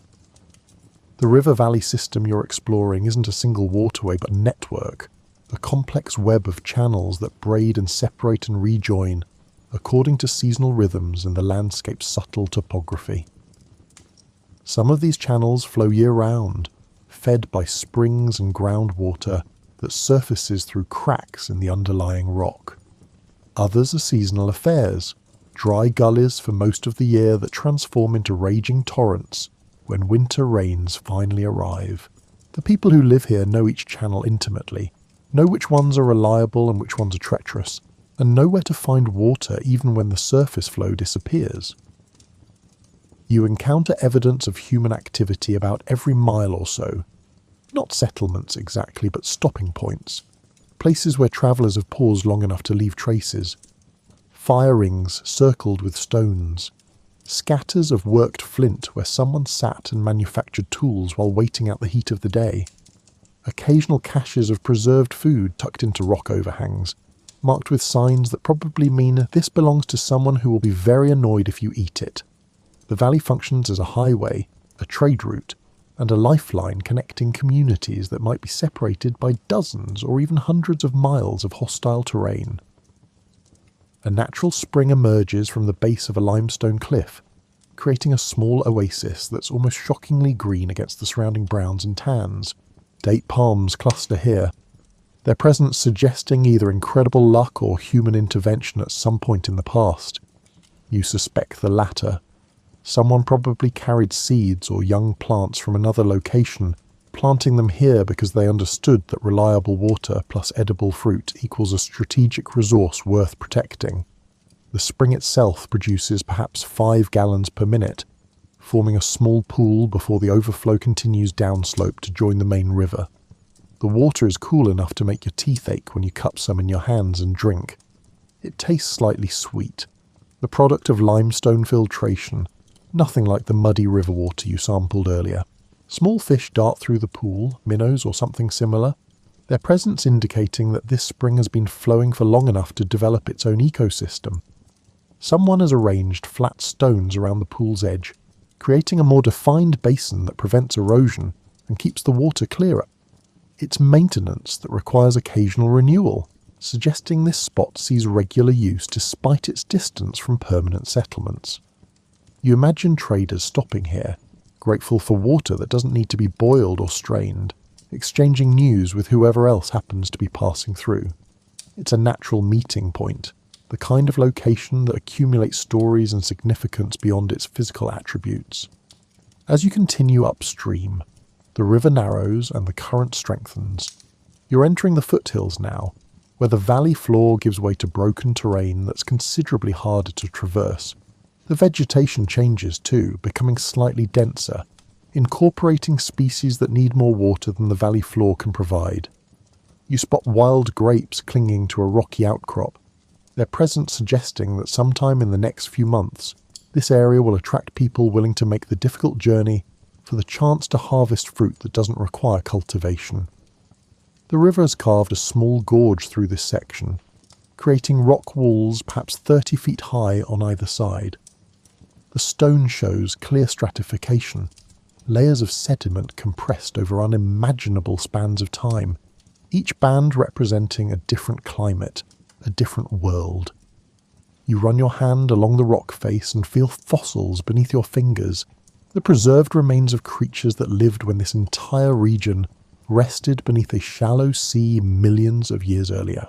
It's a reminder that the coming flood won't be the first time water has claimed this landscape, just the most recent. A cairn stands on a rocky promontory overlooking the gorge, stones stacked with deliberate care to create a marker visible from a considerable distance. These waypoints guide travellers through terrain that can be confusing even for people who know it well. This particular cairn might mark a good ford or a dangerous section to avoid, or simply serve as a counting point for tracking distance travelled. You notice that someone has recently added a fresh stone to the top, continuing a tradition that might stretch back centuries. The sound of the river echoes off the gorge walls, creating an acoustic environment that's almost musical. Different flow rates produce different tones, and you suspect someone familiar with this section could judge water levels by sound alone. During flood season, this gorge probably becomes impassable, a churning chaos of white water that would kill anyone foolish enough to attempt crossing. But right now it's peaceful, almost contemplative, the water moving with purpose but not urgency. You spot a family group working their way downstream along the opposite bank. They're carrying bundles that suggest they've been gathering something. Plant materials maybe, or materials for tool making. 2 adults and 3 children, moving with the practiced efficiency of people who know this terrain well enough to traverse it without constant attention to foot placement. The children range in age from perhaps 4 to 10, and even the youngest navigates the rocky bank with surprising confidence. No one acknowledges your presence across the water. You're simply another person travelling through a landscape that belongs to everyone and no one. Higher still, where the river emerges from truly mountainous terrain, you find evidence of more intensive human activity. Someone has constructed a series of small diversion channels, routing water into shallow basins where useful plants grow in neat rows. It's not quite agriculture. The plants are species that grow wild in this region, but it's not quite gathering either. Call it encouraged production, a middle ground between pure hunting and gathering and full-scale farming. The basins contain wild barley and several species you don't recognise, their roots drinking from water that would otherwise rush past without benefit to anyone. An elderly man tends these plantings, moving along the channels with a stick that he uses to clear debris and maintain water flow. He's thin in the way that suggests a lifetime of physical labour rather than malnutrition, his skin weathered to leather by decades of sun exposure. He glances at you with the polite disinterest of someone who sees occasional strangers and has learned they're usually neither threat nor opportunity. You wonder if he created these channels or inherited them from someone else, whether he's been working this same plot for years or was recently displaced from somewhere else. The mountain peaks visible in the distance still carry snow, though it's melting fast as spring progresses. This runoff feeds the river system, creating the seasonal variation that people downstream plan their entire lives around. Too little snow and the summer will be brutal, with water sources drying up early, forcing difficult decisions about whether to stay or move. Too much snow and the spring floods become dangerous, potentially destroying years of accumulated infrastructure and supplies. You realise you're standing at what amounts to the headwaters of civilization in this region, not because of any inherent superiority of the location, but because water flows downhill, and everything else flows from that basic fact. The communities downstream depend on what happens here, on the snow that falls and melts, on the springs that emerge from cracks in the rock, and on the complex hydrology that determines whether any given year will be one of plenty or privation. A thunderhead is building to the west, a towering column of clouds that promises afternoon rain. You watch it develop with the appreciation of someone who doesn't have to worry about whether their shelter will leak or their stored grain will get wet. The people here watch it differently, calculating whether the rain will bring benefit or damage, whether it signals the beginning of a larger weather pattern or stands alone. They're meteorologists without instruments, climate scientists working from observation, and accumulated knowledge rather than satellites and computer models. The old man working the channels has noticed the approaching storm too. He's moving faster now, securing things that might wash away, making sure his diversions are clear enough to handle increased flow without overtopping their banks.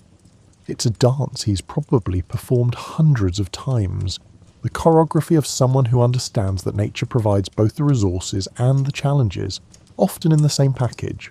You find shelter beneath an overhang as the first large drops begin to fall. The rain arrives with the enthusiasm of water that's been held in the sky too long, spattering against the rocks with sounds like someone throwing handfuls of gravel.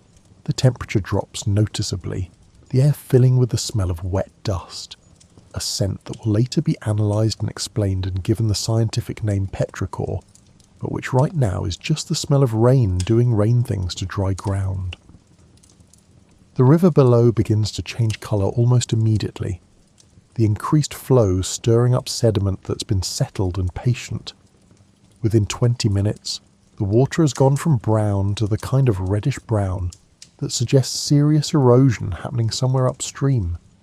Small channels that were dry minutes ago now carry enthusiastic streams, all of them finding their way to the main river with the inevitability of gravity.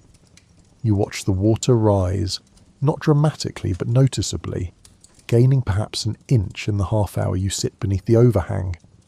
It's a small preview of the transformation this entire valley will undergo over the coming millennia, the gradual accumulation of water that will eventually turn a river valley into a seaway. Of course the mechanism will be different, rising seas rather than rainfall, and the timescale will be vastly longer, but the basic principle remains the same. Water goes where physics tells it to go, and everything else has to adapt or drown. The rain passes as quickly as it arrived, the storm cell moving eastward to drench someone else's landscape. The sun emerges, turning the wet rocks into a field of small mirrors, each surface reflecting light in a way that makes the entire landscape seem to shimmer. Steam rises from the hotter surfaces as water evaporates with the urgency of a liquid that knows it won't last long in this climate. The old man returns to his channels, checking for damage, clearing new debris deposited by the brief flood. He works without apparent frustration, treating this as just another task in a lifetime of tasks, necessary maintenance in a world that requires constant attention. You wonder what will happen to these carefully maintained diversions when he's gone, whether someone else will take over the work or if the channels will gradually fill with sediment and disappear, their existence eventually forgotten by everyone except archaeologists puzzling over geometric depressions beneath the seafloor. You're back in the valley floor now, but time has shifted forward several generations. The settlement you visited earlier has grown, or perhaps this is a different community altogether. It's genuinely difficult to tell when architecture consists of variations on the theme of stones arranged in circles. What's undeniable is that there are more people, more structures, and a sense of slightly greater permanence. Some dwellings now have stone walls that reach chest height before giving way to organic roofing materials. Someone has invested effort in creating a communal space, a roughly circular clearing with fire-worn stones that suggest regular gatherings. The climate is changing. though asking anyone here about climate change would earn you the kind of blank stare reserved for nonsensical questions. As far as the inhabitants are concerned, weather varies from year to year in ways that have always varied and always will vary. Some winters are wet, some are dry. Some summers are brutal, others are merely unpleasant. The river rises and falls according to patterns that generally make sense but occasionally surprise everyone. This is simply how the world works. What they don't notice, what they can't notice given the timescales involved, is that the average is shifting. The wettest years are slightly wetter than they used to be. The river's base flow is marginally higher. Springs that occasionally dried up now run year-round. The changes are subtle enough that no individual could detect them across their lifespan, but they're real, documented in the geological record that's accumulating beneath everyone's feet. An old woman sits near the communal fire pit, working on what appears to be a basket but might be a trap or a storage container, or any of a dozen other things that woven reeds can become in practiced hands. She's surrounded by children of various ages, and you realise you're witnessing a lesson. Knowledge being transmitted from one generation to the next through the ancient technology of showing someone how to do something until they can do it themselves. The children's attention waxes and wanes in the way that children's attention always does, but the old woman doesn't seem bothered. She continues her demonstration, narrating in a language you can't understand but whose cadence suggests she's done this many times before. One girl, perhaps 9 years old, shows particular aptitude, her fingers mimicking the old woman's motions with increasing confidence. Another child, a boy of similar age, seems to be attending more out of social obligation than genuine interest, his eyes constantly drifting toward where older boys are practicing with throwing spears. You notice subtle evidence of technological progress scattered throughout the settlement. Someone has discovered that certain clays, when heated, become water resistant, and several crude ceramic vessels sit near one dwelling, representing an innovation that will revolutionize food storage and preparation. The pottery is rough, thick-walled, and barely fit for purpose, but it's pottery, and it represents a conceptual breakthrough that will ripple through this culture over the coming generations. A group of adults is engaged in what looks like community planning, though it's really just people standing around pointing at things and presumably arguing about what should happen next. They're focused on an area near the well, where someone wants to build something, you can't tell what, and others apparently have opinions about whether this is a good idea. It's democracy at its most basic, consensus building through discussion, and probably some level of social pressure that wouldn't translate well to modern sensibilities.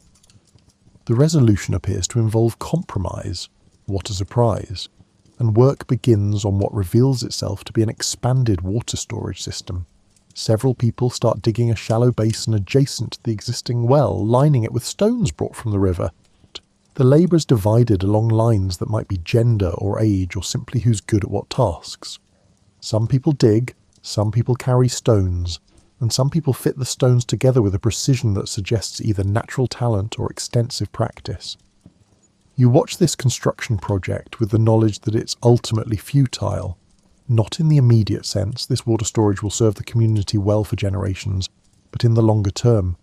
In a few thousand years, this entire settlement will rest beneath hundreds of feet of seawater, all this careful labour transformed into a geometric anomaly that will briefly confuse marine archaeologists before they move on to more interesting findings. But that knowledge doesn't make the work less meaningful to the people doing it. They're solving the problems in front of them with the tools they have available, building infrastructure that will serve their grandchildren even if it won't survive their great-great-great-grandchildren. That seems to be enough. A child brings you water in one of the new ceramic vessels, offering it with shy formality that suggests adults have been coaching appropriate behaviour around strangers. The water tastes slightly of clay, an earthy undertone that isn't unpleasant but definitely noticeable. You drink it gratefully, aware that the child is watching for your reaction with the intensity of someone who's been told this is an important responsibility. You smile and nod, and the child scampers off with the satisfaction of a task successfully completed. The afternoon heat is building, and activity throughout the settlement is winding down in response. People retreat into whatever shade they can find or create, settling into the drowsy stillness that hot climates impose on sensible people. A few dogs, they're definitely dogs now, not wolf-adjacent creatures of questionable allegiance, sprawl in patches of shade, panting heavily, too hot to even investigate interesting smells. You find your own shade beneath one of the tamarisk trees that someone has encouraged to grow near the settlement.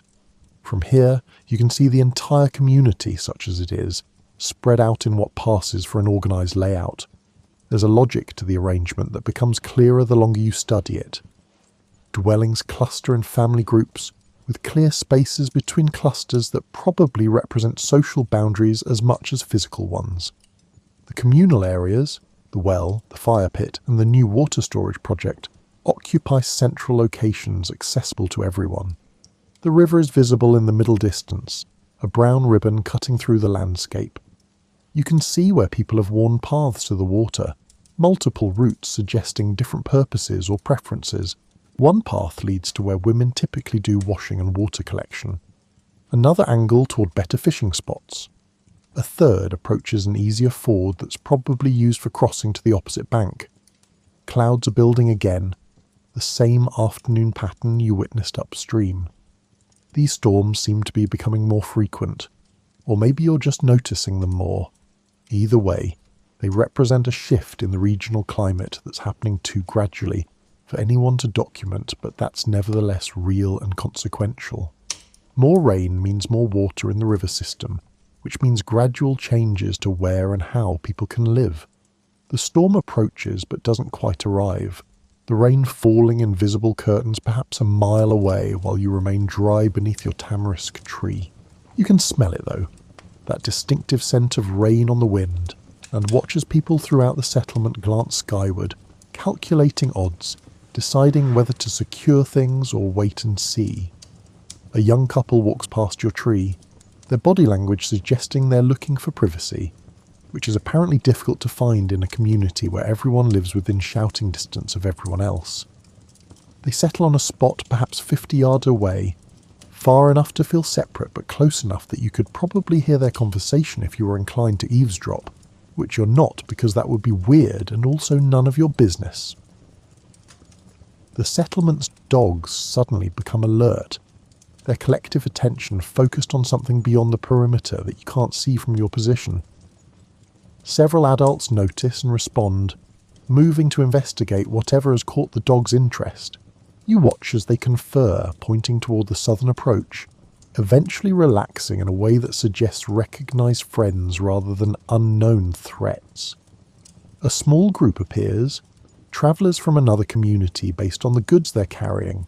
They're welcomed with what looks like genuine pleasure, people emerging from their heat-induced stupor to greet the newcomers, exchange news and inspect trade goods. It's a reminder that these settlements exist in networks, connected by regular travel and exchange, even across distances that would seem prohibitive to people accustomed to motorized transportation. The visitors have brought obsidian, you notice, chunks of volcanic glass that originated somewhere far to the north or east and passed through who knows how many hands before arriving here. In exchange, they're receiving baskets, dried fish, and what appear to be finished leather goods. The exchange rates are negotiated through processes you can't follow, involving lots of discussion and occasional laughter, and what might be ritual elements, or might just be people being theatrical about commerce. As evening approaches, the temperature finally begins to moderate, dropping from, "Why did anyone think living here was a good idea?" to merely, "This is pretty uncomfortable." Activity throughout the settlement increases correspondingly. Fires are lit for cooking. Children emerge from wherever they've been avoiding the heat, resuming their eternal mission of being loud about everything. The visitors are being fed, with preparations for a communal meal underway that will probably extend long into the night. You realise you're watching the construction of social bonds that will become cultural memory, stories told and retold until they transform into something between history and myth. Someone from this settlement will eventually marry someone from the visiting group, creating kinship ties that obligate mutual support. Knowledge will be exchanged, where to find good flint, which plants have medicinal properties, and warnings about dangers encountered while travelling. The networks that sustain human communities in environments like this are built one interaction at a time through hospitality and trade and the simple act of sharing news around a fire. The fire has burned down to coals and someone is telling a story. You can't understand the words, but the cadence is familiar, the rhythm of a narrative that's been polished through countless retellings. The listeners respond at appropriate moments with laughter or solemn attention, or ritual phrases that might be the equivalent of amen, or that's right, or tell it. This is entertainment, yes, but it's also education, history and cultural transmission all wrapped together in the oldest technology humans have for preserving knowledge across generations. The story seems to involve water, based on the gestures the storyteller makes, sweeping motions that might represent floods, cupped hands suggesting scarcity, and flowing movements indicating rivers. You suspect it's an origin story, explaining how the river came to follow its current path, or why the seasons change, or some other fundamental fact about the world that deserves explanation even if the explanation isn't technically accurate.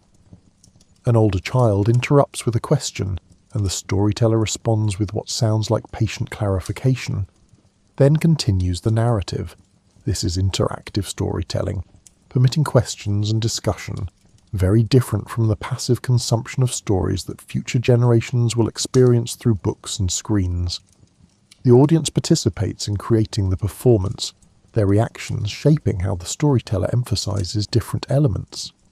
You notice that the visiting traders are paying particular attention, occasionally exchanging glances that suggest they're hearing variations of stories they know from their own community. This is how stories spread, mutating slightly with each retelling, accumulating local details while maintaining core narrative elements. In a few hundred years, communities across this entire valley system will share flood myths that describe water swallowing the world, and scholars will eventually argue about whether these represent actual memories of post-glacial sea level rise or are purely symbolic. The answer, as usual, will probably be both.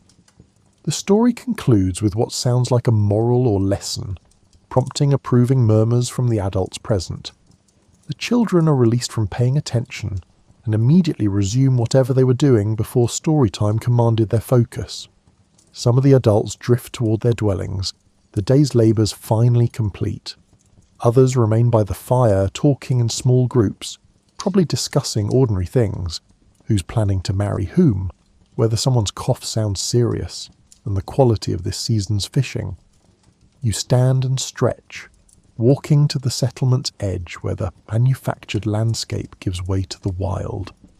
The stars are emerging now, so many that the sky looks crowded, with the Milky Way visible as a dense river of light cutting across the darkness. These people navigate by these stars, track seasons by them, and tell stories about them. The night sky is both a useful tool and a sacred text, read and interpreted by everyone capable of staying awake past sunset.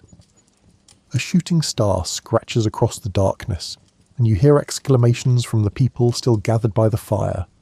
Someone says something that provokes laughter, probably a joke about wishes or omens or whatever cultural significance shooting stars hold in this community. The moment passes, the conversations resume, and life continues in its patient progression toward morning. You realise that time is moving differently here, not because physics has changed, but because human experience of time is elastic, shaped by the pace of change in our surroundings. In an environment where seasons cycle but years blend together, where one generation's life differs only marginally from the previous generation's, time becomes less linear and more cyclical. The past isn't clearly separated from the present because the present looks so much like the past. But the changes are accumulating, invisible to individuals but visible across generations. The river is slowly rising. The climate is slowly shifting. The distance to the sea, though no one here has ever seen the sea, is slowly shrinking as ocean levels climb millimetre by millimetre, century after century. The valley that seems eternal is actually temporary, already in the process of transforming into something completely different. A night bird calls from somewhere near the river, a sound that's probably territorial claiming or mate-seeking, but that could just as easily be the bird expressing opinions about the day's events. Another bird answers from a different direction, and for a moment you're witnessing a conversation in a language you'll never understand, between creatures that probably have more sophisticated thoughts than they're generally given credit for. The moon rises, nearly full, bright enough to cast shadows.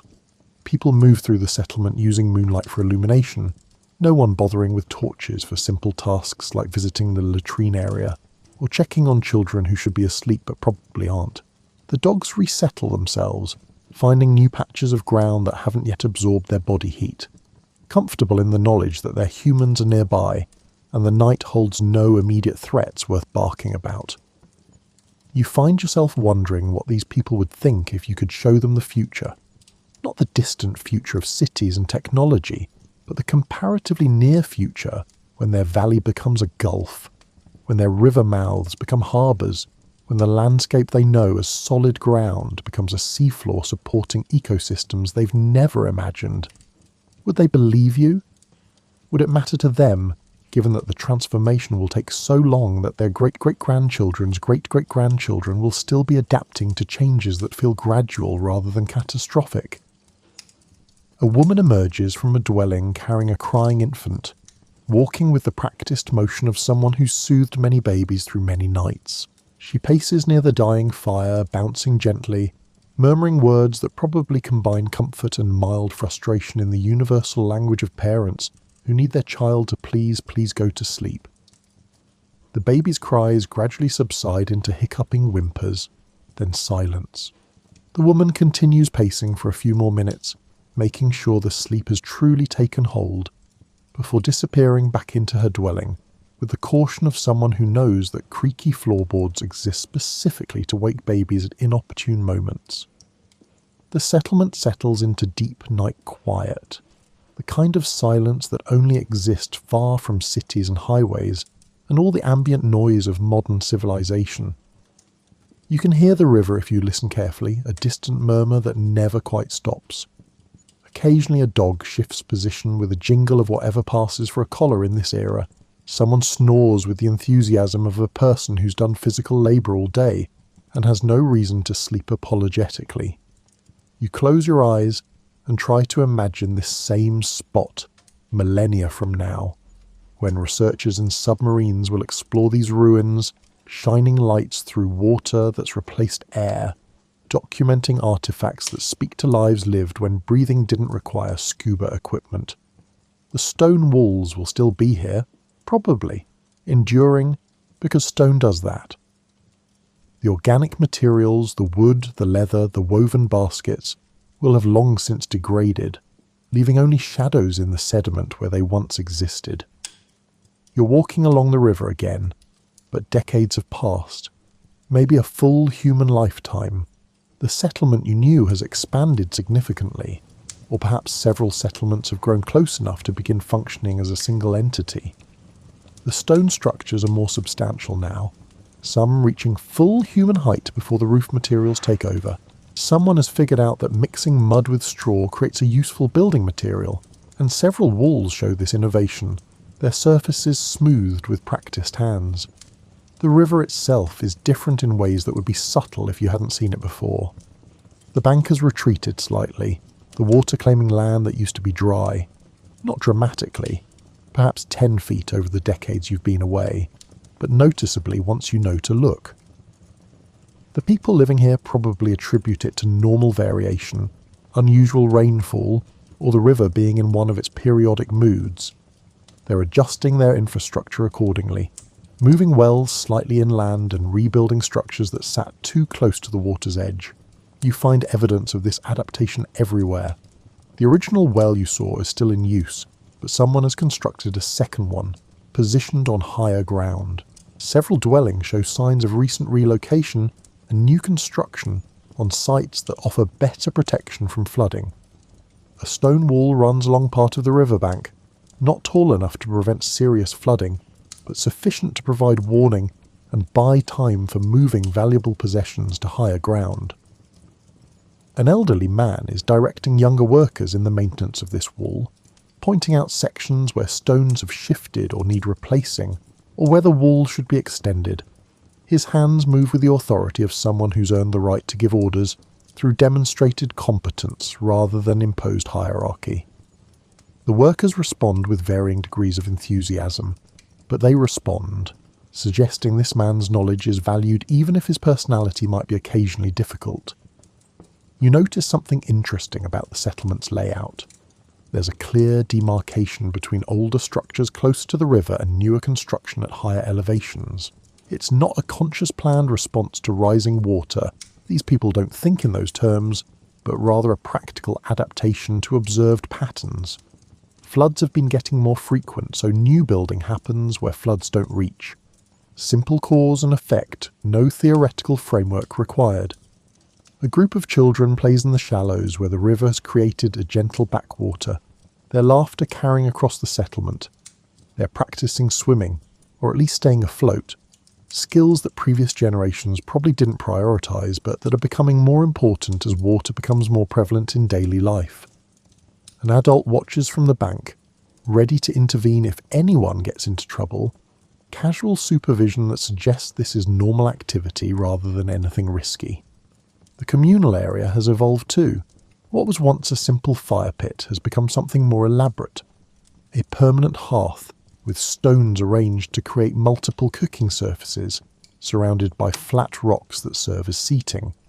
Someone has created shade structures using wooden frames and woven mats, providing relief from the sun during the day and gathering spaces that encourage social interaction. The whole arrangement suggests a community that expects to be here for a while, investing in infrastructure that will serve multiple generations. You spot the old woman who is teaching basket weaving, or perhaps it's her daughter or granddaughter. At this remove, it's genuinely difficult to tell.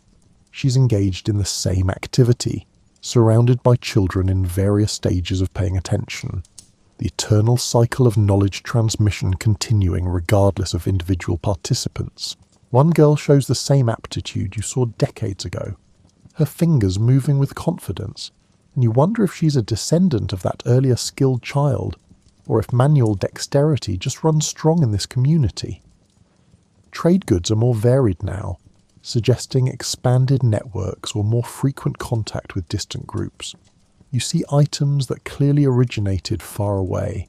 Shells from what must be the Mediterranean, copper that probably came from Anatolia, and stones with unusual properties that suggest volcanic origins. These objects represent not just commerce but relationships, the social bonds that make trade possible across distances that would take weeks to traverse on foot. The river valley itself is showing signs of gradual transformation. Areas that were dry scrubland in the past now support denser vegetation, with plants that need reliable water thriving in conditions that support them. Birds you didn't see before are now common, with species that prefer wetland environments taking advantage of the expanded aquatic habitat. The ecology is shifting in response to changing conditions, though again, no single generation would notice the transformation. An argument breaks out near the communal hearth, voices raised in the universal tone of people who fundamentally disagree about something important. You can't understand the specific issue, but the body language suggests it's related to resource allocation. Who gets to use which fishing spots perhaps, or whether certain areas should be reserved for gathering rather than allowed for general use. Several elders intervene, not with authority imposed from above but through facilitation, helping the disputants find compromise without anyone losing face. The resolution involves everyone walking to the river to look at something, gesturing at water levels and landmarks and eventually nodding in apparent agreement. It's conflict resolution at its most basic.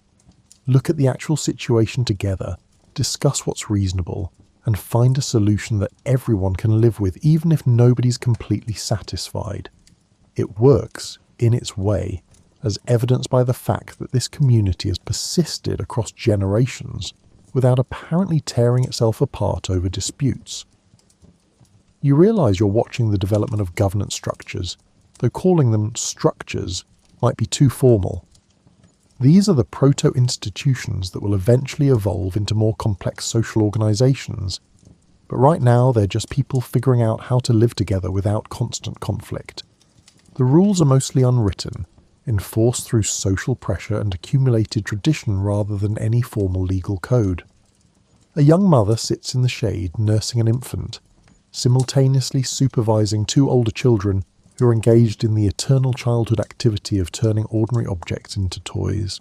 They've found some clay from the riverbank and are moulding it into shapes that might be animals or might be abstract sculptures or might just be clay that feels good to squish. The mother watches them with the expression of someone who's seen this particular show many times before but still finds it moderately entertaining. The day progresses toward afternoon, and you notice that the rhythm of activity has adjusted to accommodate more water in the immediate environment. Morning tasks now include checking for overnight flooding, a concern that apparently wasn't pressing in earlier generations. Several people are working on a raised platform near the river, creating a structure that will keep stored goods above potential flood levels. It's adaptation in real time, practical responses to observed problems. You walk to the higher ground where the newest construction is happening and turn to look back at the settlement. From this vantage point, the community's relationship with water becomes even more apparent.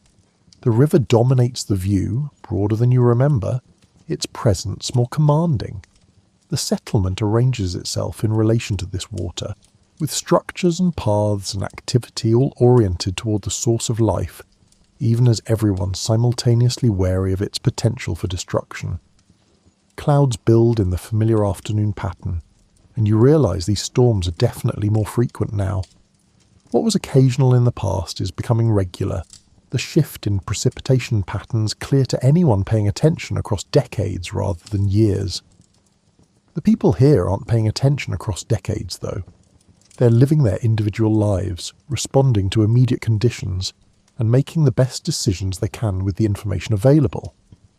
The rain arrives, and everyone responds with practiced efficiency.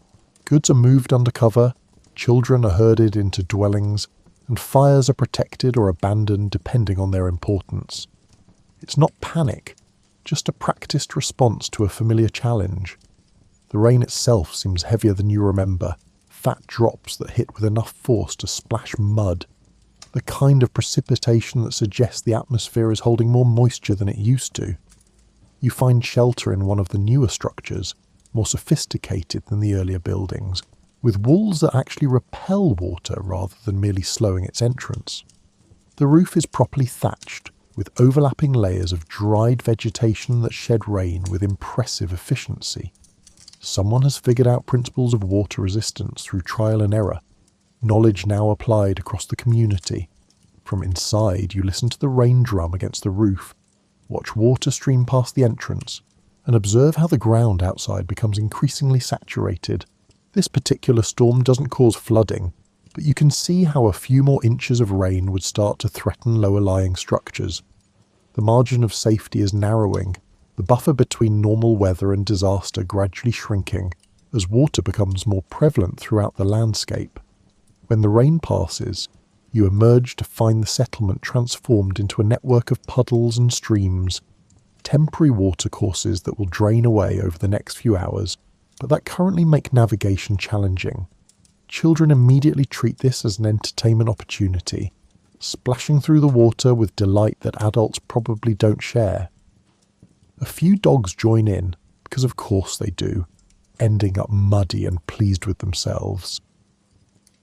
The river has risen noticeably, even from this single storm. It's not threatening yet, but it's louder and more present, the sound of increased flow audible even at a distance. You watch as several adults walk to the bank to assess the situation, pointing at landmarks, discussing what this means for the coming days. If the rain continues, they'll need to move more goods to higher ground, and possibly evacuate some structures temporarily.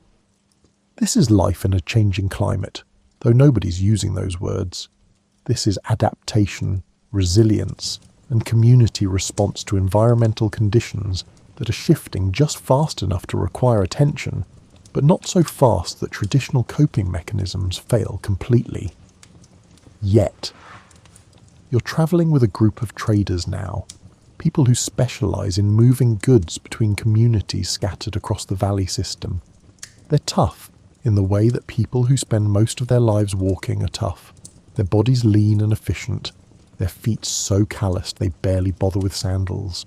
The group consists of 6 adults and 2 adolescents who are apparently learning the trade, experiencing firsthand the routes they'll eventually travel independently. The landscape they're traversing would have been entirely different a few generations ago. Where there used to be dry gullies, there are now seasonal streams that require fording with care. What were challenging but passable mudflats have become actual wetlands, complete with reeds and waterbirds and ground that sucks at your feet with every step. The traders know all of this intimately, adjusting their routes in response to changing conditions, finding new paths when old ones become impassable. You're crossing what used to be a reliable ford, but the water's higher now, reaching mid-thigh on the adults and nearly waist-high on the adolescents.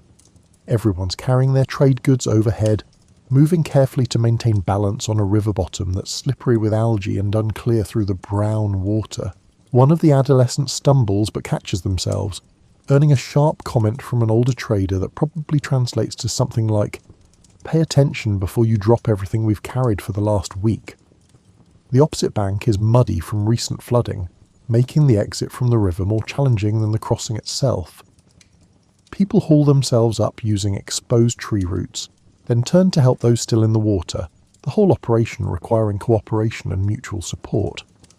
Once everyone's safely across, there's a pause for reorganisation, checking that nothing got wet that shouldn't have, and redistributing loads that shifted during the crossing. You notice that the traders are carrying different goods than you saw in earlier times. There's less obsidian and more preserved fish, fewer stone tools, more ceramic vessels. The trade patterns are adapting to changing resource availability and shifting demand. Communities that used to specialise in one type of production have diversified or pivoted entirely, responding to market forces that nobody's theorising about but everyone's experiencing. The route follows higher ground now, avoiding areas that have become too wet for reliable passage. This adds distance to the journey, but eliminates the risk of getting stuck in mud or having to detour around unexpected flooding. The traders move with steady efficiency, maintaining a pace that covers ground without exhausting anyone. They're marathon runners, not sprinters, their entire strategy built around sustainable effort over multiple days. You pass evidence of abandoned settlements, structures that were built too close to water that's since claimed them. Stone walls emerge from shallow pools, their upper portions still visible above the waterline. Hearths that once centred family life now sit beneath inches of standing water, algae growing on stones that were selected for their heat retention properties. Nobody seems to find this remarkable. It's just how things are, the normal progression of a landscape where water keeps expanding its territory. A more active settlement appears in the distance, positioned on ground high enough to have avoided the flooding that claimed its neighbours. Smoke rises from multiple hearths, and you can see people moving around even from this distance. The traders increase their pace slightly, motivated by the prospect of reaching their destination, completing transactions, and resting before beginning the return journey. The settlement is larger than others you've seen, benefiting from its strategic position on high ground at a confluence of trade routes. Perhaps 50 structures cluster together, representing a population that might reach 200 people if you include children. This is approaching the upper limit of what this technology and social organisation can support. Any larger, and the community would probably split, with some group deciding to establish a daughter settlement elsewhere. The traders are greeted with genuine warmth, suggesting they're regular visitors whose arrival is anticipated. Children run out to meet them, excited by the prospect of new goods and stories from other communities. Adults emerge from dwellings and work areas, wiping hands on clothing, preparing to engage in the social rituals that surround trade. The actual trading happens in the communal area, with goods spread out on woven mats for inspection and discussion. This isn't silent commerce.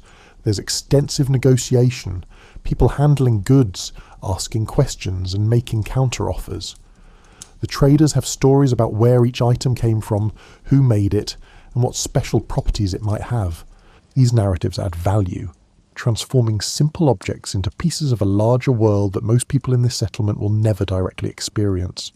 You watch as a particularly fine ceramic vessel generates intense interest. It's larger and thinner walled than the local pottery, fired at higher temperatures based on its colour and hardness. The trader explains that it comes from a community 2 weeks' journey to the east, where someone has figured out kiln technology that achieves temperatures the local potters can't match. The asking price is high: multiple baskets of dried fish, some worked leather, and a quantity of that mysterious resource called future obligation. The negotiation takes hours, involving multiple community members who apparently have various claims to the resources being offered. There's no central authority deciding who gets what. Instead, there's extended discussion, occasional arguments, and eventual consensus. The process is inefficient by modern standards, but has the advantage of ensuring everyone feels heard and that agreements have broad support. While trading continues, the adolescent apprentices are getting a tour of the settlement from local young people. You follow along, observing how the hosts show off their community's achievements with obvious pride. They've got an impressive water storage system, multiple connected basins that collect runoff and provide a reserve supply during dry periods. Someone has figured out basic water purification using sand filters, a technological innovation that's reduced waterborne illness significantly. The local river system is more complex here, with multiple channels braiding through the landscape in patterns that change seasonally. The settlement has adapted to this by creating a network of bridges and fords, stone causeways that provide reliable passage even when water levels fluctuate. It represents massive labour investment and generations of work-building infrastructure that makes this location viable, despite challenging hydrology. You notice something else: the community's garbage disposal strategy. Middens are positioned carefully downslope from living areas, and there's clear attention to preventing contamination of water sources. This isn't modern sanitation engineering, but it's thoughtful waste management that reflects understanding of how disease spreads. The settlement is cleaner than others you've visited, and you suspect lower illness rates are one reason it's grown larger. As evening approaches, the traders are invited to share a communal meal, compensation for the goods they've brought, and incentive to return in the future. The meal is more elaborate than everyday fare. Fish grilled over open fires, some kind of grain porridge flavoured with herbs you don't recognise, and dates that must have come from one of those oasis settlements you passed earlier. It's festival food, a celebration of successful trade and continued relationships. The conversation during dinner is animated, with traders sharing news from other communities, locals asking questions about distant places, and everyone participating in the ancient human joy of gossip and storytelling. You learn that a settlement 3 days south has been completely abandoned due to flooding. Another community to the east is thriving, having found a reliable freshwater spring that's attracted additional families. Someone's daughter has married into a distant group, creating new kinship networks. A particularly skilled toolmaker has died, and his knowledge died with him because his children pursued different skills. These are the information networks that connect communities across vast distances long before any written records exist.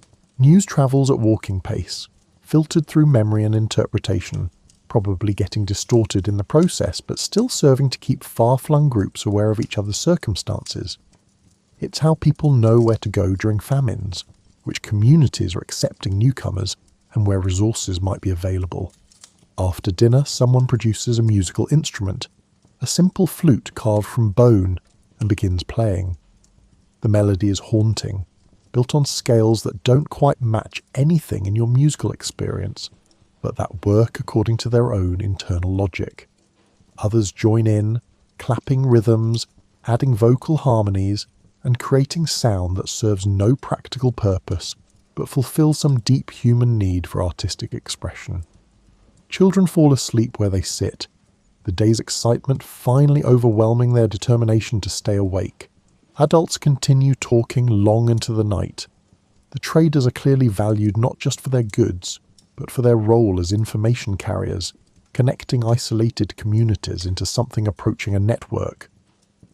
This is society at its most fundamental, people finding ways to cooperate and connect across distances, building relationships that transcend immediate family or local group. You realise that this network of trade and communication will adapt remarkably well to the coming changes. When the water rises enough to make land routes difficult, people will take to boats, maintaining connections across expanding water bodies. The settlements that survive will be those that adapt their trading practices to aquatic environments, that learn to navigate by coastal landmarks, and that figure out boat building and sail making and all the maritime technologies that will become necessary as the Gulf forms. The fire burns lower, conversations become quieter, and people drift towards sleep in whatever sheltered spaces they've claimed for the night. The traders bed down in a structure apparently reserved for visitors, the adolescent apprentices already snoring with the easy sleep of young people who've walked all day. You find your own sleeping spot and settle in, listening to the night sounds of a community at rest, knowing that tomorrow the traders will begin their return journey, carrying new goods and new stories back to the communities they came from. You're underwater now, or rather, you're observing what lies beneath modern waters, structures and artifacts that once existed in the dry air you've been breathing. This is the same location you've been visiting, but millennia have passed, and the sea has claimed everything. The transformation happened so gradually that it never felt catastrophic to the people experiencing it, just a series of adjustments that eventually added up to complete environmental change. The stone foundations you're seeing were built by people who never imagined they'd end up beneath the Persian Gulf. The walls are still there, arranged in patterns that clearly indicate human design, but they're covered in marine growth now, home to creatures that would have seemed alien to the original builders. Small fish dart through doorways that once framed human comings and goings. Seaweed waves and currents that follow the same basic patterns as the winds that used to blow across the valley floor. An archaeologist working from a research vessel has sent down a remotely operated vehicle, and you're watching through its cameras as it explores these ruins. The excitement in the control room is palpable. This is a significant finding, evidence of occupation in an area that wasn't supposed to have been habitable when these structures were built. Except it was habitable, obviously, because here are the buildings, here are the tools, and here are the undeniable traces of human life in a location that current models suggested should have been underwater at the time. The researchers are already revising their timelines, adjusting their understanding of when the Gulf flooded, how quickly the water rose, and what areas remained accessible longest. They're doing this based on radiocarbon dating of organic materials trapped in the sediment, correlating their findings with geological evidence from sediment cores and comparing notes with other research teams exploring different sections of the seafloor. They find a well, the same well you watched people dig and line with carefully selected stones thousands of years ago. It's still structurally sound, though filled with sediment now. The rope grooves you noticed were worn smooth by generations of use. The archaeologist directing the ROV lingers on this feature, clearly recognising it for what it is, probably already drafting the paper that will argue for earlier and more extensive human settlement in the Persian Gulf region than previously believed. More structures emerge from the sediment as the ROV continues its survey. The settlement you knew as a thriving community exists now as an underwater archaeological site. Every stone wall and hearth and storage pit transformed into data points in someone's dissertation. The researchers catalogue everything with painstaking care, creating digital models that will allow them to reconstruct the settlement's layout, estimate population, and theorise about social organisation and economic activities. They find ceramics, or rather ceramic fragments, sherds that once belonged to the vessels you watched people making and using and trading. The pottery has survived remarkably well, protected by sediment that covered it quickly enough to prevent complete dissolution, but gently enough that pieces remained largely intact. Someone will spend months analysing these sherds, categorising them by style and manufacturing technique, and using them to argue about trade networks and cultural connections between distant communities. The ROV's manipulator arm carefully retrieves a particularly intact piece, part of a large storage vessel that still shows finger marks from the potter who shaped it. You remember watching someone make pottery in this settlement, their hands moving with practiced confidence, creating containers that would store grain and water and oil. Those hands are bones now, long since returned to the cycle of elements, but their work persists, transformed into archaeological evidence of lives that mattered to the people living them, even if they were ultimately forgotten by everyone who came after. A heated discussion breaks out in the control room. Some researchers argue these structures prove permanent settlement in areas previously thought too marginal. Others suggest they might represent seasonal occupation, people using the area during periods of lower water levels. A third faction thinks the whole thing requires fundamentally rethinking the timeline of human habitation in the Gulf region. They're all partially right, but none of them can access the complete picture you've witnessed, the gradual changes, the incremental adaptations, the way people simply lived their lives while the world slowly transformed around them. The ROV moves to a different section of the site, revealing what appears to be a communal area. The stones arranged in a circle could be a hearth, though the researchers debate this, some arguing it might be a structure foundation, or even a natural formation. You want to tell them it's definitely a hearth. You sat near it while people cooked and told stories and argued about resource allocation. But you can't. So instead you watch them carefully measure and photograph and sample, turning human experience into quantifiable data. They discover something unexpected, a layer of shells that doesn't fit the regional pattern. These aren't local marine species, but freshwater mollusks, exactly like the ones you saw people collecting and sorting and stringing into trade goods. The researchers puzzle over this, eventually theorizing that the site might have been occupied during a freshwater phase before marine conditions established themselves. They're right, though their timeline estimates are still off by several thousand years. The sediment around the structures tells its own story. Lower layers contain pollen from drought-adapted plants, suggesting arid conditions. Higher layers show an increasing presence of wetland species, documenting the gradual transition toward wetter conditions. The very top layers, just before marine sediments completely take over, contain evidence of extensive flooding. Not single catastrophic events, but repeated inundations that eventually made continued occupation impossible. You imagine the final generations who lived here, watching as the floods became more frequent. The water took longer to recede, and the intervals between floods grew shorter. They probably didn't think of it as their settlement being swallowed by the sea. The sea was still far away, over the horizon, a concept most of them had never directly experienced. They just knew that their traditional location was becoming less viable, that they needed to move to higher ground, and that the old stories about their ancestors living in this spot might need to become stories about finding a new spot. The researchers find evidence of this gradual abandonment in the archaeological record. The more portable, valuable items are missing, suggesting people had time to pack up and leave rather than fleeing from sudden disaster. The structures show signs of planned decommissioning, certain features carefully filled in, others left open in ways that suggest people intended to return but never did. It's the archaeology of orderly retreat, communities adapting to changing conditions in real time. A particularly exciting find emerges from beneath a collapsed wall. Carved stone, not functional tools but decorative or possibly ritual objects. The researchers can barely contain their enthusiasm. These are rare finds, the kind that make careers and fill museum displays and inspire popular documentaries about lost civilizations.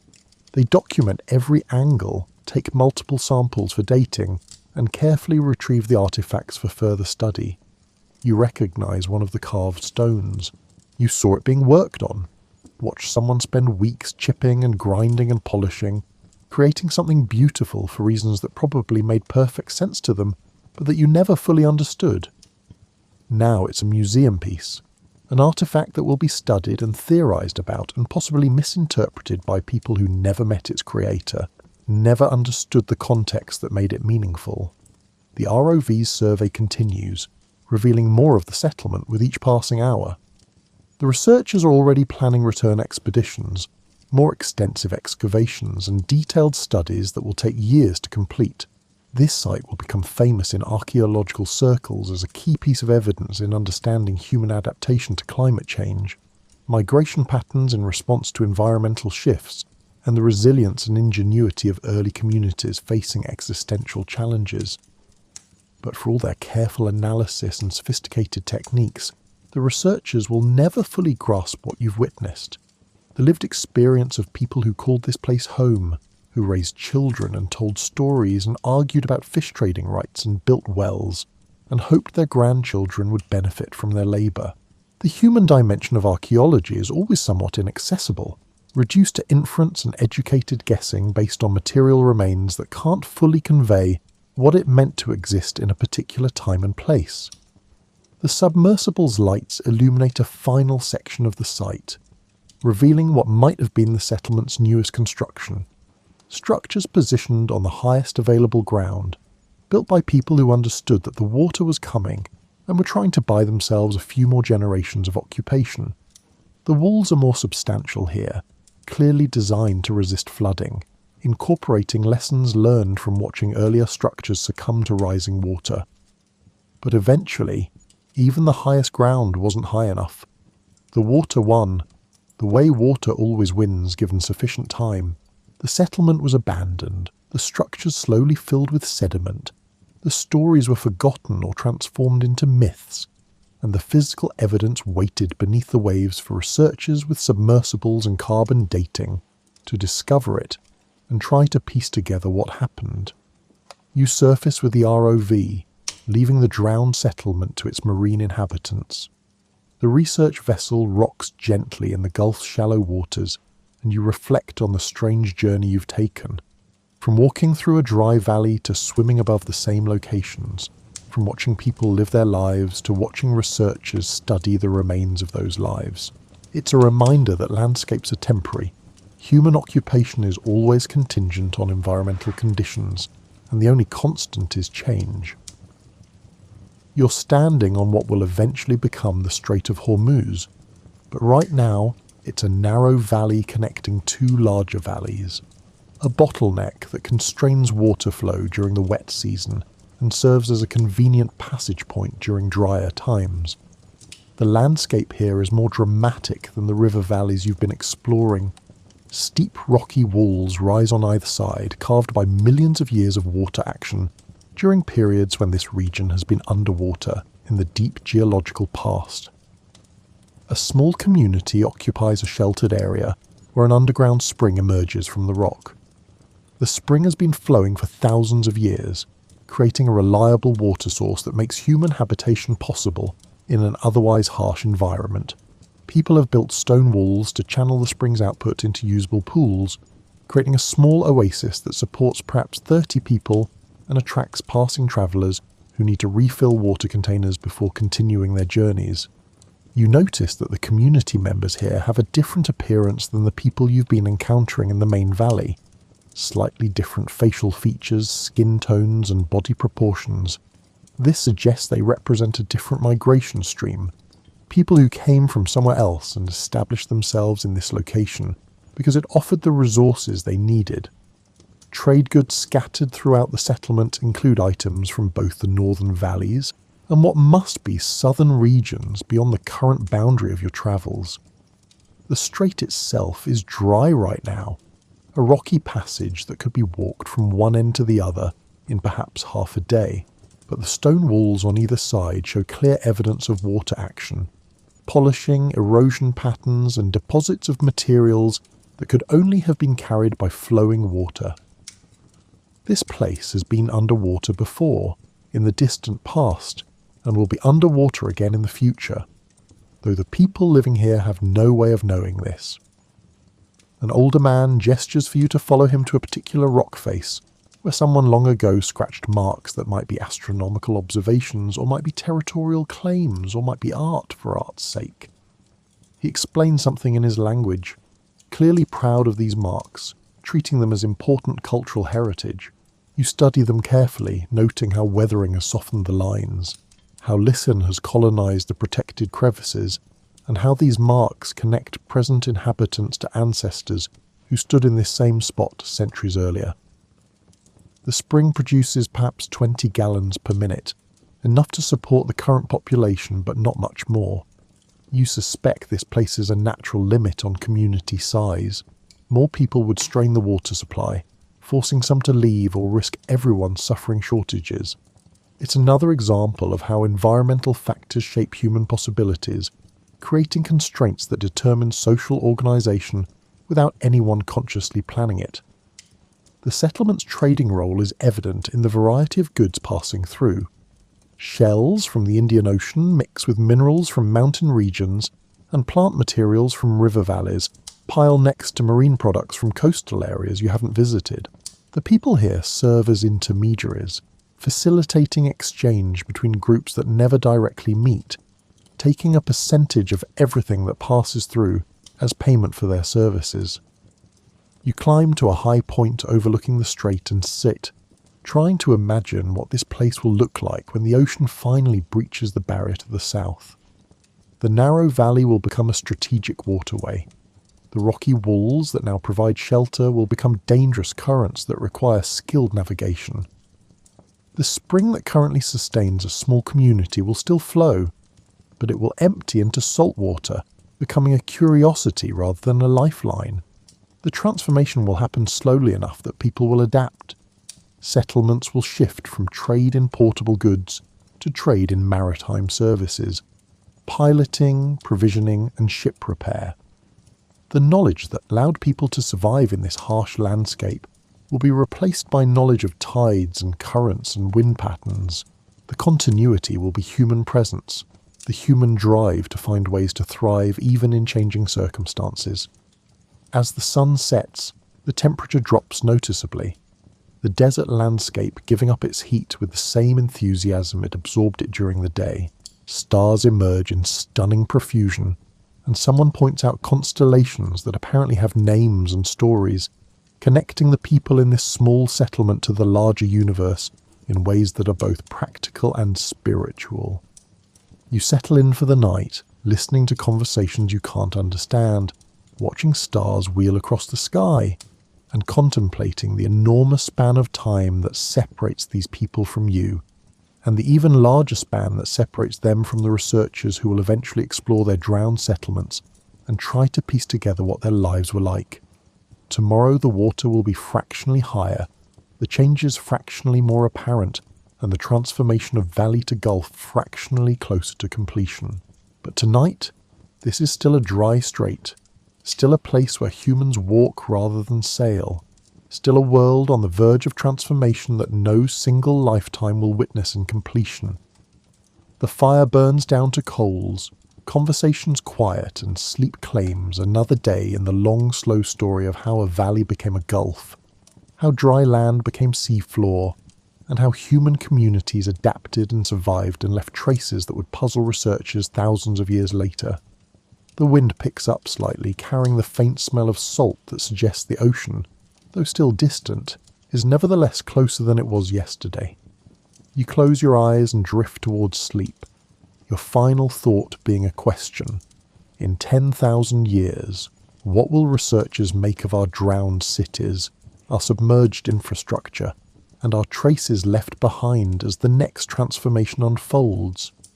The answer, like the future itself, remains unwritten, waiting to be discovered by curious minds not yet born.